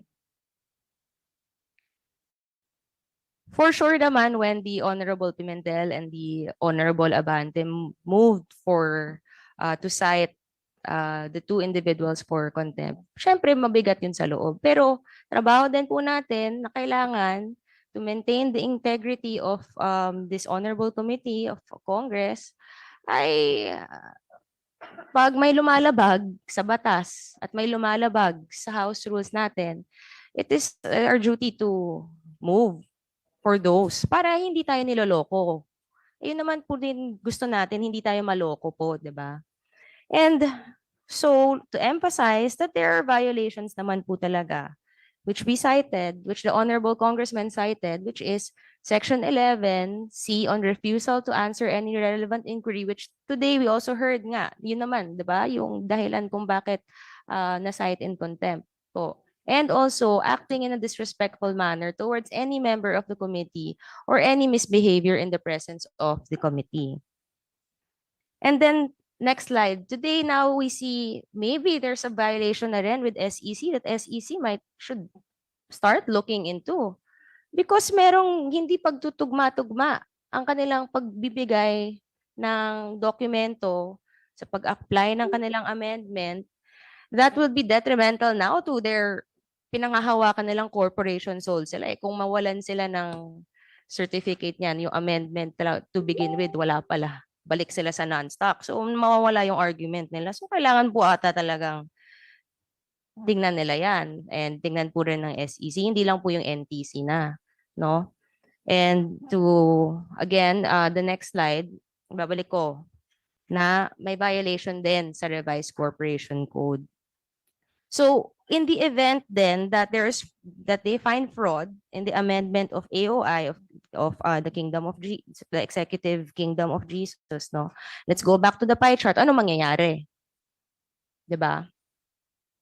Pareho pa rin yung numero. Kasi kung magiging non-stock sila, babalik sila sa Kingdom of Jesus na hindi corporation sole at mas malala kasi non-stock sila, 98.37% pa rin. Kasi essentially the 53.46 and the 44.91 ay magiging Kingdom of Jesus na non-stock. And obviously, 'di ba, monopolistic siya, which is violative of so many things. So, ngayon, with meron pa din po, next, na mukhang even the first hearing, we have established that meron ang pending administrative case filed against SMNI for red tagging and misusing of their platform. Tama po, Mr. Chair sa NTC. There's a pending. Please reply to the inquiry of the Honorable Agrario. Yes, yes, Your Honor, Mr. Chair. There's a pending case admin case with the Suarasug with the NTC. So essentially, that's why we are urging NTC to suspend muna habang nakikita natin na mukhang niloloko-loko tayo dito. It's summary lang para pakita po natin sa taong bayan ang mga violations that we have seen so far. Not just their franchise on Section 4, Section 10, Section 11, mukhang ngayon pati Section 12. Pati ang highest law of the land, ang Constitution natin, dalawang articles. Article 12 and Article 16. Even the KBP Broadcast Code, there's Article 1, Article 4, Article 5, Article 9, Article 30, Article 33. Sarili nating house rules din. Kasi hindi nila sinasabi yung totoo. Meron tayong Section 11C and 11E sa House Rules natin. At mukhang ngayon, kahit po sa Revised Corporation Code, mukhang ganon. So, we're simply really urging NTC na mukhang nagkakalokohan dito kasi may mga fraudulent aspects dito. Sino pa ba ang next natin makikitang manloloko? Sabi nga ni Attorney Mark, walang forever. Dahil po yun sa meron mga manloloko. At kung lolokohin ka, di ba, dapat hindi ka nagsistay sa isang toxic situation. So ito na mukhang may panloloko at naloloko tayo, kaya nga may house rules. At 'di ba? At mukhang lumalabas pa konti-konti at nagda-dodge sila sa pagsasagot ng mga tanong pag hindi nila masagot, Mr. Chair. Ang nakakatakot ay sino pa ba ang lolokohin kasi nila? Papayag po ba tayo na mandato natin to protect the people from misinformation, to protect people from people who are violating the laws? Papayag po ba tayo? Sana yung NTC, tingnan nyo mabuti to, na habang tinitingnan at inuungkat lahat ng mga violations, not just the franchise, na makita nyo naman, paunti-unting may nakikita tayong mga violations. Sana po ay suspindihin nyo muna habang tinitingnan natin lahat po ng mga violations na nangyayari. Yun naman po, Mr. Chair. Mr. Chair, can I comment to that, Mr. Chair? There's no question, though, Mr. Chair. But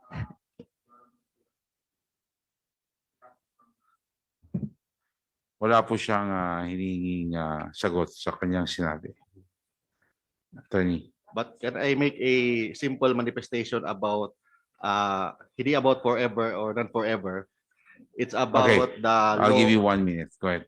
It's about corporation soul, Mr. Chair, is different from religious societies. Under the revised corporation code corporation soul is under section 108, 109 up to 113, Mr. Chair. Religious societies is section 114 of the revised corporation code. Maybe the beautiful congresswoman. Huwag kang bumawi-bawi ngayon pagkatapos mo mag-post ng mga kung ano-ano tungkol sa akin na tawagin akong beautiful.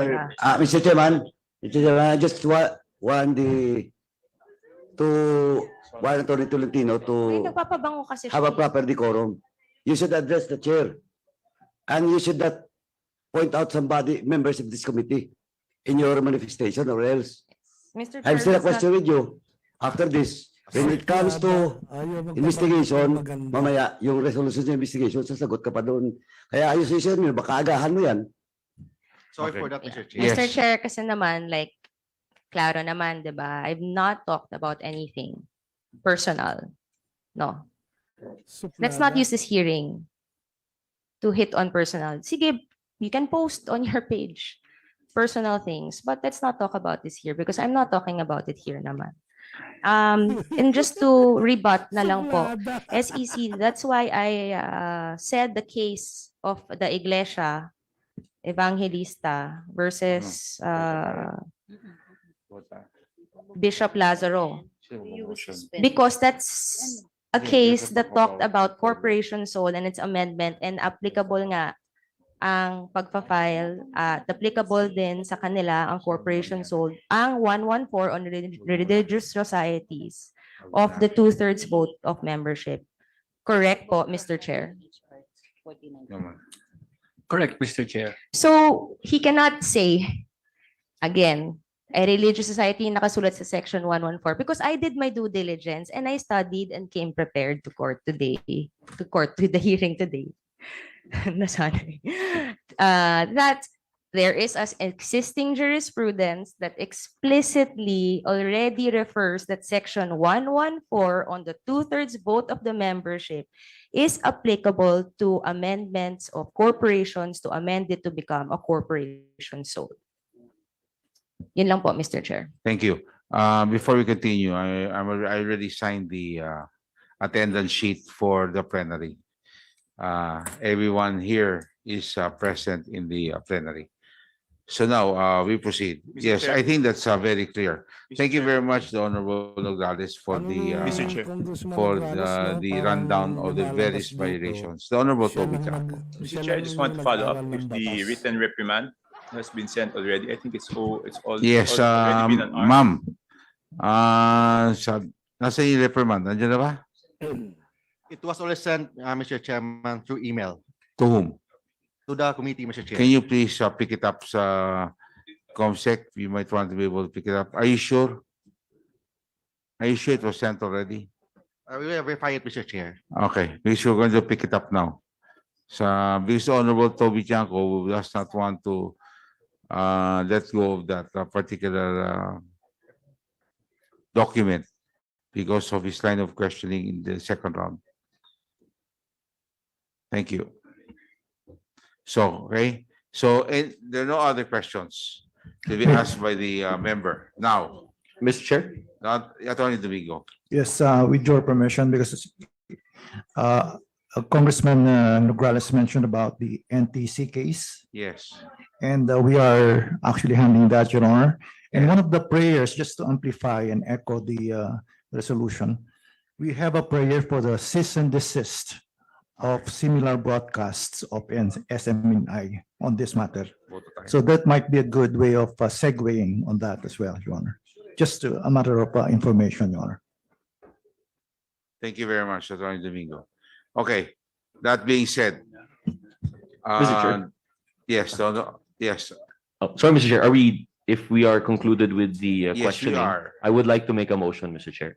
Okay. Okay, Mr. Chair, may I move, if the sponsor is so minded, to amend House Resolution again, 1499, to be amended to include the last whereas clause to read as follows. Which is? Whereas the mandatory requirements in section 10 and 11 are distinct and separate from the annual report required to be submitted by the franchisee under Section 12, the mere inclusion of any change in ownership in the annual report is not the compliance contemplated by the aforementioned sections.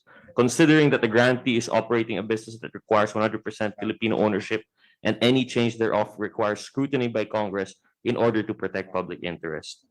Mr. Chair. That is a specific amendment. So you're amending by addition. Addition, Mr. Chair. By addition. You're not deleting anything. You're not. Okay. A last whereas clause. There's a Mr. Chair. motion to amend the bill of the Honorable, the resolution of the Honorable Nograles. Any second? Second. The amendment by addition is hereby approved. Any other amendments? If there are no other amendments, the chair will entertain a motion for the approval of the committee report. Mr. Chair, if I may be recognized, Mr. Chairman. Yes, the Honorable D. There being no other members who wish to give comments regarding the said House resolution, I move that we approve said House resolution. Seconded, Mr. Chair. On which one? On the committee report? Yes. On the committee report as amended, Mr. Chair. There's a motion by the Honorable D of Isabela. Any second? Seconded, Mr. Chair. There's too many members that said second. But the loudest would be the Honorable Aquino and the Honorable J.J. Suarez. Duly seconded by the Honorable Aquino and the Honorable J.J. Suarez. Any objections? The chair hearing none. House Resolution number 1499 as amended is hereby approved. Mr. Chair. Honorable. Thank you, Mr. Chair. So since tapos naman na po ang pag-take on natin ng resolution and it has the committee report has been approved, mayroon lang po akong gustong ipaliwanag din regarding this. So I'm not objecting to the resolution. In fact, tayo po ay natutuwa na dahil sa resolution na na-file ni Congresswoman Nograles ay nakatulong ito para mas mapag-usapan natin talaga ang mga maraming violations at ang mga hindi tamang ginagawa ng SMNI. But moving forward, Mr. Chair, in our efforts against fake news and disinformation, nais pong isulong ng mga kabataan ay ang consistency sa ating mga efforts. We have to go after all sources and we must have a clear goal through a holistic approach in combating these social problems. Also, Mr. Chair, we also need to ensure na yung mga individual din talaga na sila ang mga namuno sa ganitong mga maling nangyayari ay mapanagot to the fullest extent of our laws. Finally, Mr. Chair, ang isang concern natin ay with the NTC that has record of blocking websites, for example, na yun din ay mga bahagi ng alternative media and people's organizations at ang basis din ng pagbablock sa mga iyon ay red tagging din mismo. Kaya with that, Mr. Chair, as a matter of principle, I abstain from the committee report. Notwithstanding yung mga layunin natin to combat fake news, red tagging, and disinformation. Thank you, Mr. Chair. Much we respect that. So the Honorable yours is just a abstention. You're manifesting that your vote is abstention. Okay.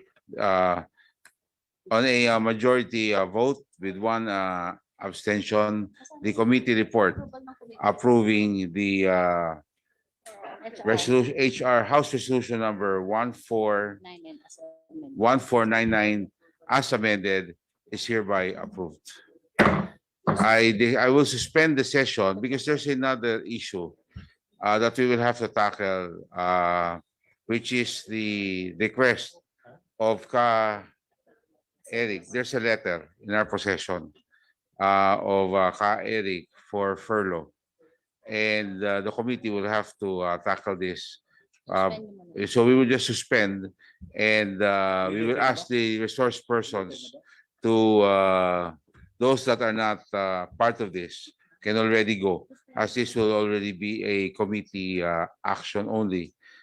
If the request of for humanitarian reasons, we will grant the request of Ka Eric. There's only one letter. Ka Eric. Wala po tayong sulat galing po kay Ka Lorraine. So we will now, this session is hereby suspended. Chairman, clarify lang sana, Mr. Chairman. Yes. Kasi the motion for reconsideration that was received by the chairman and of course this committee came from Ka Eric. Yes. Wala po yung kay Ka Lorraine. Ka Lorraine. Now, he will be represented by Attorney Mark, and it is in line with the privilege speech of Congressman Yes. Gigi Suarez. Yes. So, tapos na tayo doon sa House Reserve for Suspension, balik tayo doon sa inquiry in aid of legislation. Just to make it clear, Mr. Chairman. Yes. Kasi, Mr. Chairman, but of course, yung ibang mga resource person, pwede na nga mag-excuse. Okay din ako i-suspend. Pero I just want to make it clear, Mr. Chairman, that the lawyer, and until now, until today, he still stand for Ka Eric and Lorraine Badoy, should be present. Kasi wala naman dito si Ka Eric, kasi I have to ask him. Yes. Okay.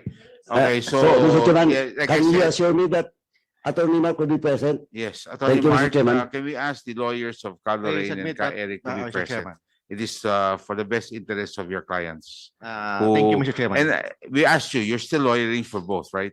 The Me and manifestation. Attorney Rolex, Mr. Chair. Kayong dalawa. Yes, Maraming Mr. Chair. salamat. And also for SMNI, Mr. Chair. Yes. Wala pa yung submission nilang documents sa email. Okay. I just would like to again inform you, no, we're already suspended, but wala pa ho yung email nyo. Nag-aantay kami ng email, wala pong dumadating, ha? We just checked the email of the House. Wala pa. So before we resume, sana nandyan na po, okay? So maraming salamat to the resource persons, the different government agencies that have no would not be needed for the furlough of Ka Eric. You're now excused. Thank you very much for coming and joining this almost 5-hour committee hearing. Maraming salamat po. Sabi ni okay. Ano muna natin? Silent muna natin. Sabi ni kanina sa Pulso ng Bayan ni Attorney Harry Roque, siya daw ang mag-aano rito. Oo.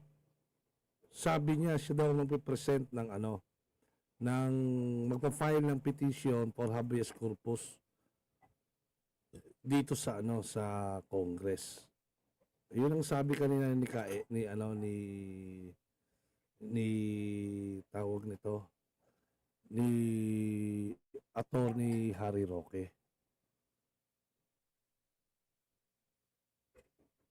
Kung gusto niyo, panoorin muna natin yung sinabi ni Attorney Harry Roque dito.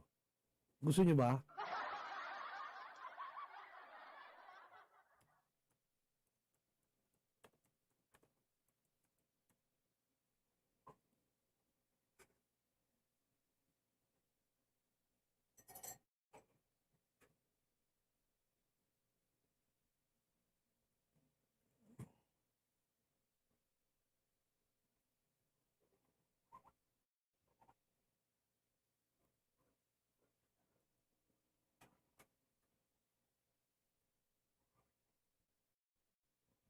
Hindi ito. Hindi.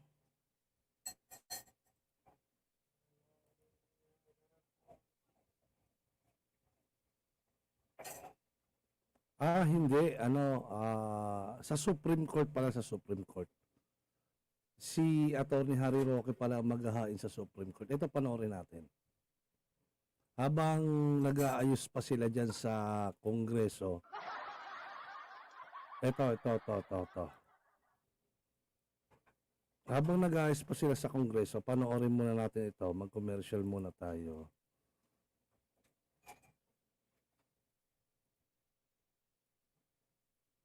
Ito. Pakinggan natin. Nasaan na ba yun? Okay.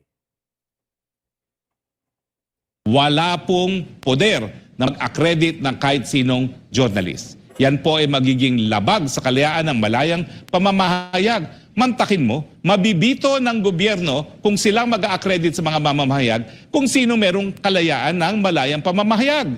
At alam niyo po, napakadaming kalayaan ng mga periodista, no? Lalong-lalo na yung garantiya na kahit anong sabihin nila ay hindi sila, number 1, ise-sensor, prior restraint, at number 2, hindi sila parurusahan, ikukulong na nangyari nga po dito sa mga kasama naming si Lorraine at saka si Ka Eric. Pero mga partners, napakalaking araw ngayon, no? Para sa SMNI. Mamaya po, maghahain tayo ng tinatawag na habeas corpus at certiorari, no? Sa ngalan po ng ating mga kasama na si Lorraine Badoy at si Ka Eric, no? Ano ba ho itong habeas corpus na tinatawag? Naku, napaka-importanting karapatan po ito. Ito po ay isang special writ, no, na nagsasabi kung, sa isang tao na nagdetena ng ibang tao na ilabas mo, dalhin mo dito yung taong dinidetena mo at sabihin mo kung anong legal na basihan na para sa kanilang patuloy na pagdedetena. Ito po ay garantiya na ang kalayaan ng kalayaan, yung maging right to liberty, no, ay mapangangalagaan ng hukuman. At ito po ang pinakaunang remedyo sa kasaysayan, hindi lang ng Pilipinas po, no, kundi sa buong mundo, na garantiyado naman po na instrumento para maprotektahan ang kalayaan ng mga mamamayan. No?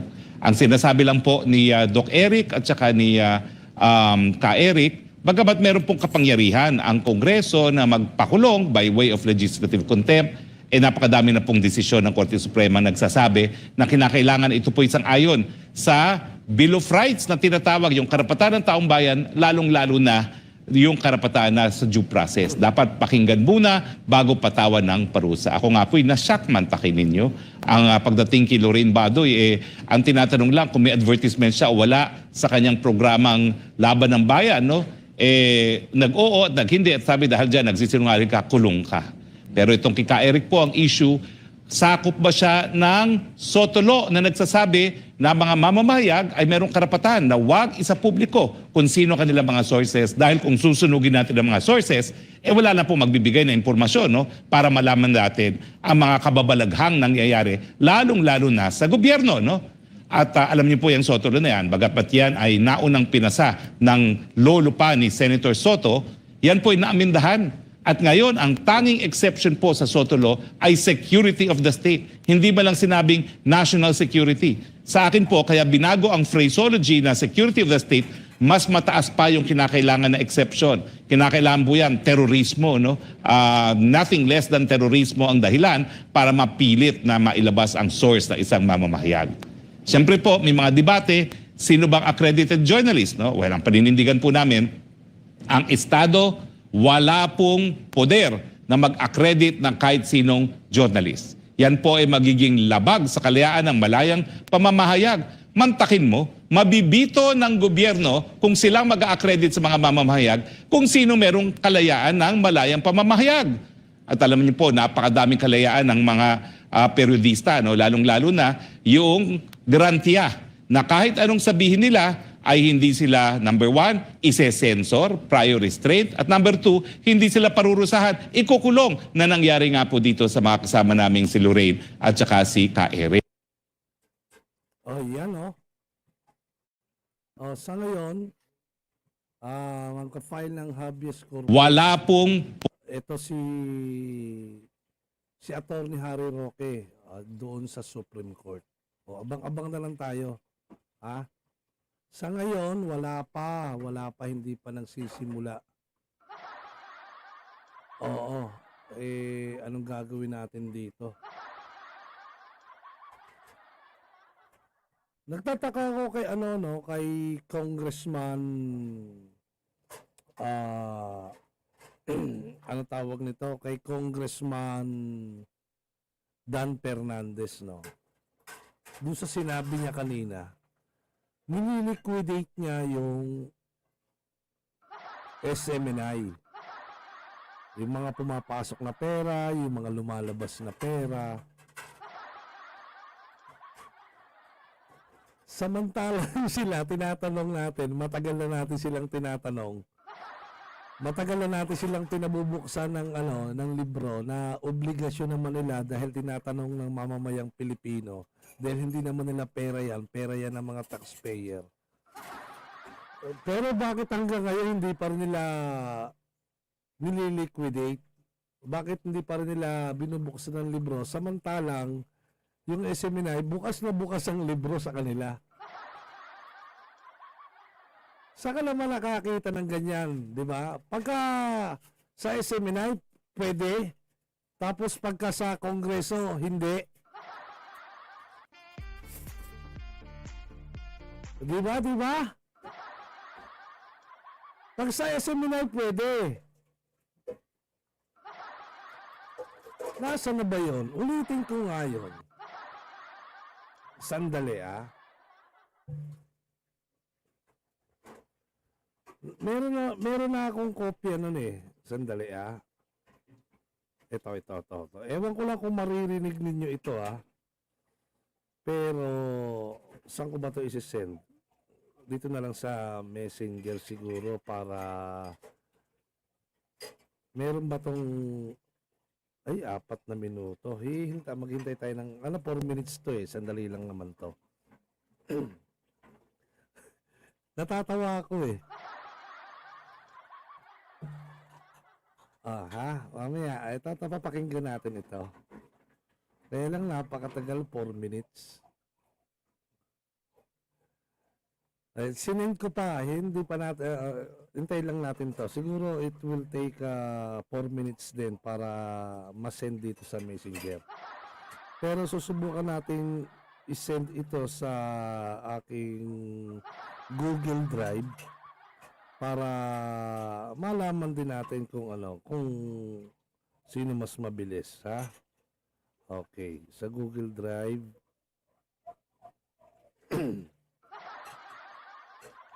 Oo nga bilis kilos sila sa pag-liquidate dun sa SMNI. Dami nilang tanong.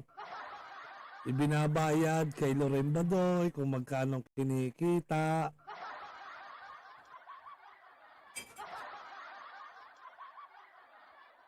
Diba? Mamaya, bakit ganun? Pag sila matagal na silang tinatanong ng mamamayang Pilipino, bakit hindi nila maano? Ito pakinggan natin hindi ko alam kung maririnig niyo, baka mahina. Wala pa, matagal mahaba-haba yung video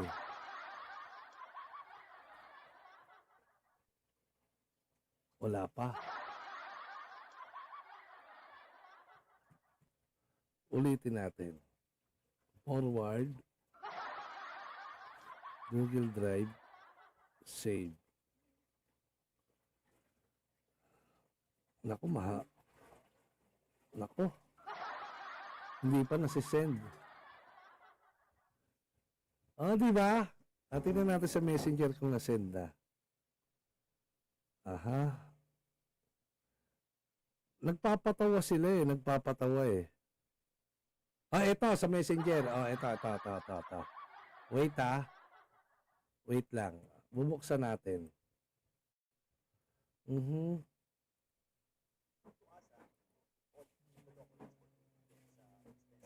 Ito.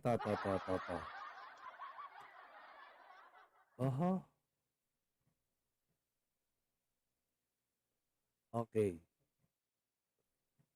Ibalikan lang natin ito. Natawa ako dito Balikan lang natin to kasi tawan-tawa talaga ako Hindi lang ako makasingit ang tawa Ito, pakinggan natin Okay.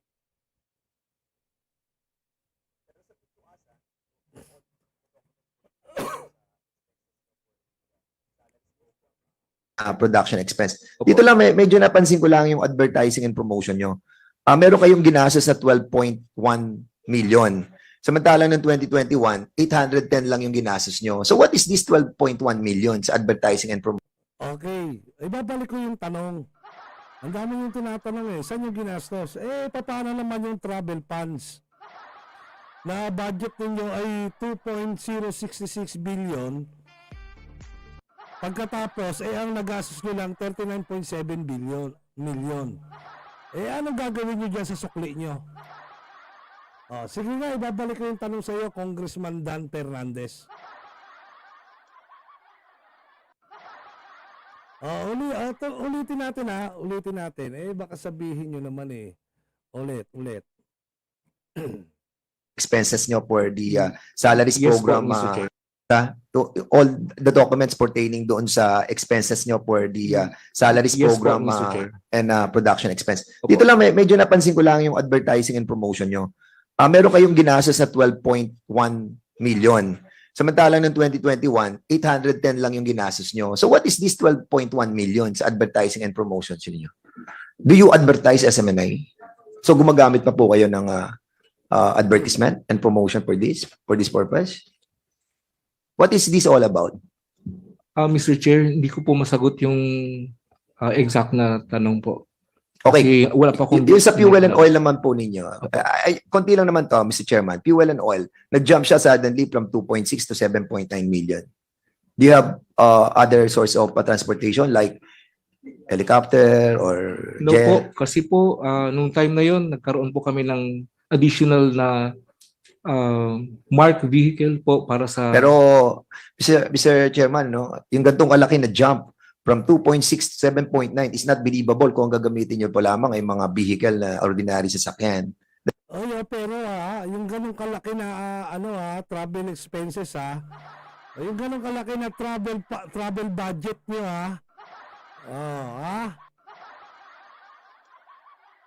Pero 39 million lang pala kaya nyo ubusin pagpalagay mo ng ng 40 million yan papaano naman yan? Papaano naman natin ano tawag nito? Papaano naman natin ito ipapaliwanag Congressman Dan Fernandez? Kasi tanong mo sa expenses kasi yan, negosyo nila yan okay lang, pakialaman ninyo.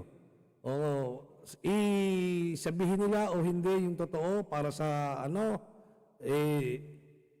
wala naman tayong paki dyan kasi negosyo nila yan Pero kami, may pakialam kami, hindi naman gobyerno yan Pero kami, may pakialam kami, tanungin sa gobyerno kung saan ginagamit yung pera ng taong bayan. Baka pwede nyo rin ipaliwanag, Congressman Dan Fernandez.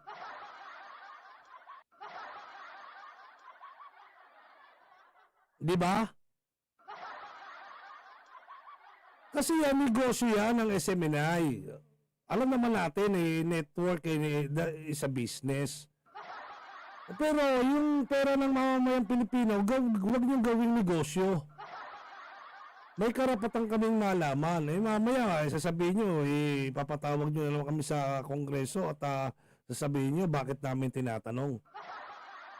Maliwanag naman sa GAA na ang budget ninyo na hiningi noong 2022 para sa taong 2023 na travel budget ay 2.066 billion. Ngayon, ang nagastos ninyo ngayon, paulit-ulit namin itatanong, hindi kami magsasawa, paulit-ulit namin tatanungin sa inyo, sa 39 million, pagpalagay na natin 40 million, na nagastos ninyo na travel budget, doon sa travel budget, mayroon tayong sukli na tinatawag na almost 1.027 billion. 2 billion and 27 million. Yun. Ano naman ang gagawin natin doon, Congressman Dan Fernandez? Nagtatanong lang po kami kasi ang balita namin, meron lumalabas kasi dyan na balita na ginagamit ninyo. Ayon niyan kay Miriam Defensor Santiago, ayon niyan kay former Senator Miriam Defensor Santiago, yung aming pinakamahal na senator na namayapa. Ayun ang sabi niya na nireregalo ninyo sa sarili ninyo. Na ipinamimigay niyo sa mga kapwa niyo congressman. Di ba? Nasa na yon? Yun ba hindi nagastos ibabalik ba niyo yan sa National Treasury? Sana naman pagka naibalik yan sa National Treasury, ipakita ninyo ang resibo na yan ay ibinalik nyo. Ha? Yun lang po, mahal naming Congressman Dan Fernandez. O itutuloy natin yung paghahanap mo sa pera ng SMNI. That is not possible with this, no? Well, I'm just saying, So submit us to us as well yung mga lahat po ng receipt. Well, actually job yan ng BIR eh. I think the BIR should issue a letter of authority to start the investigation on submit of getting all these documents. Huh? Wala BIR. Wala BIR? Again? We asked them twice, right? No, this is the first time we invited. Once, okay. So, sir, yun lang po pagdating po dito sa pagdating po sa yan sa business expense nyo, suddenly nagkaroon po kayo ng business expense. What is this also? Sandali nga, oo nga, no? Si Miriam Defensor Santiago, naglahad siya ng katiwalian dyan sa Kongreso at sa Senado, na at sinasabi niya na ginagaya na ng ibang sangay ng gobyerno. Siyempre, Congress din ng Senado, di ba? Lower house, upper house yung Senate. O baka naman ipatawag niya pa si Senator Miriam Santiago at ay pagpaliwanagin dyan. Diba? Hindi nga. Ito. Bakit hindi pinatawag si Senator Miriam Santiago noong panahon na inilahad niya yung katiwalian na yan? Takot ba kayo kay Senator Miriam Santiago noong mga panahon na yon? Hindi, ganito na lang. Hinahamon namin kayo. Yung nag-akusa sa inyo na kayo dyan sa Kongreso ang pinakabulok na institusyon. Di ba harap-harapan yan? Sinabi yan ni PRRD. Mas malala yan sa sinasabi na nagtatanong si Ka Eric. Di ba si Ka Eric nagtatanong laang na totoo ba ito?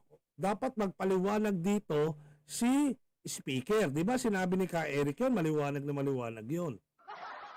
Pero ito, si PRRD na nag-aakusa, inakusahan kayo na pinakabulok na institusyon. Bakit hindi ninyo ipinapapatawag dyan sa Kongreso si former President Rodrigo Roa Duterte?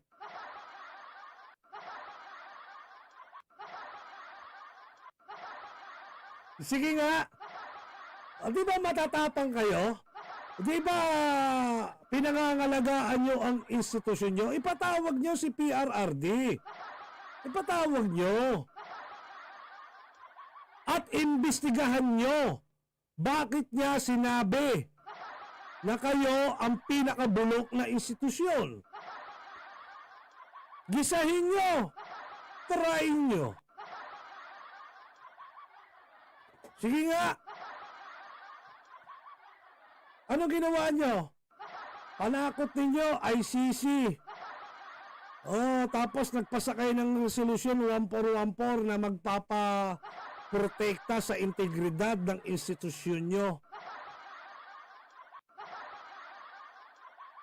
Di ba? Di ba kayo, Congress, harap-harapan kayong sinabihan na bulok kayo? Patawag nyo. Ayun, hindi yun hindi yun nagpaparinig, hindi yun nagtatanong. Hindi nagtatanong si PRRD. Sinabihan talaga kayo na bulok. Pero hindi lahat. Pero yung institusyon, hindi naman sinasabi na bulok lahat ng mga congressman. Pero sinasabi niya, yung Kongreso ang pinakabulok. Sige nga. Wala pala eh.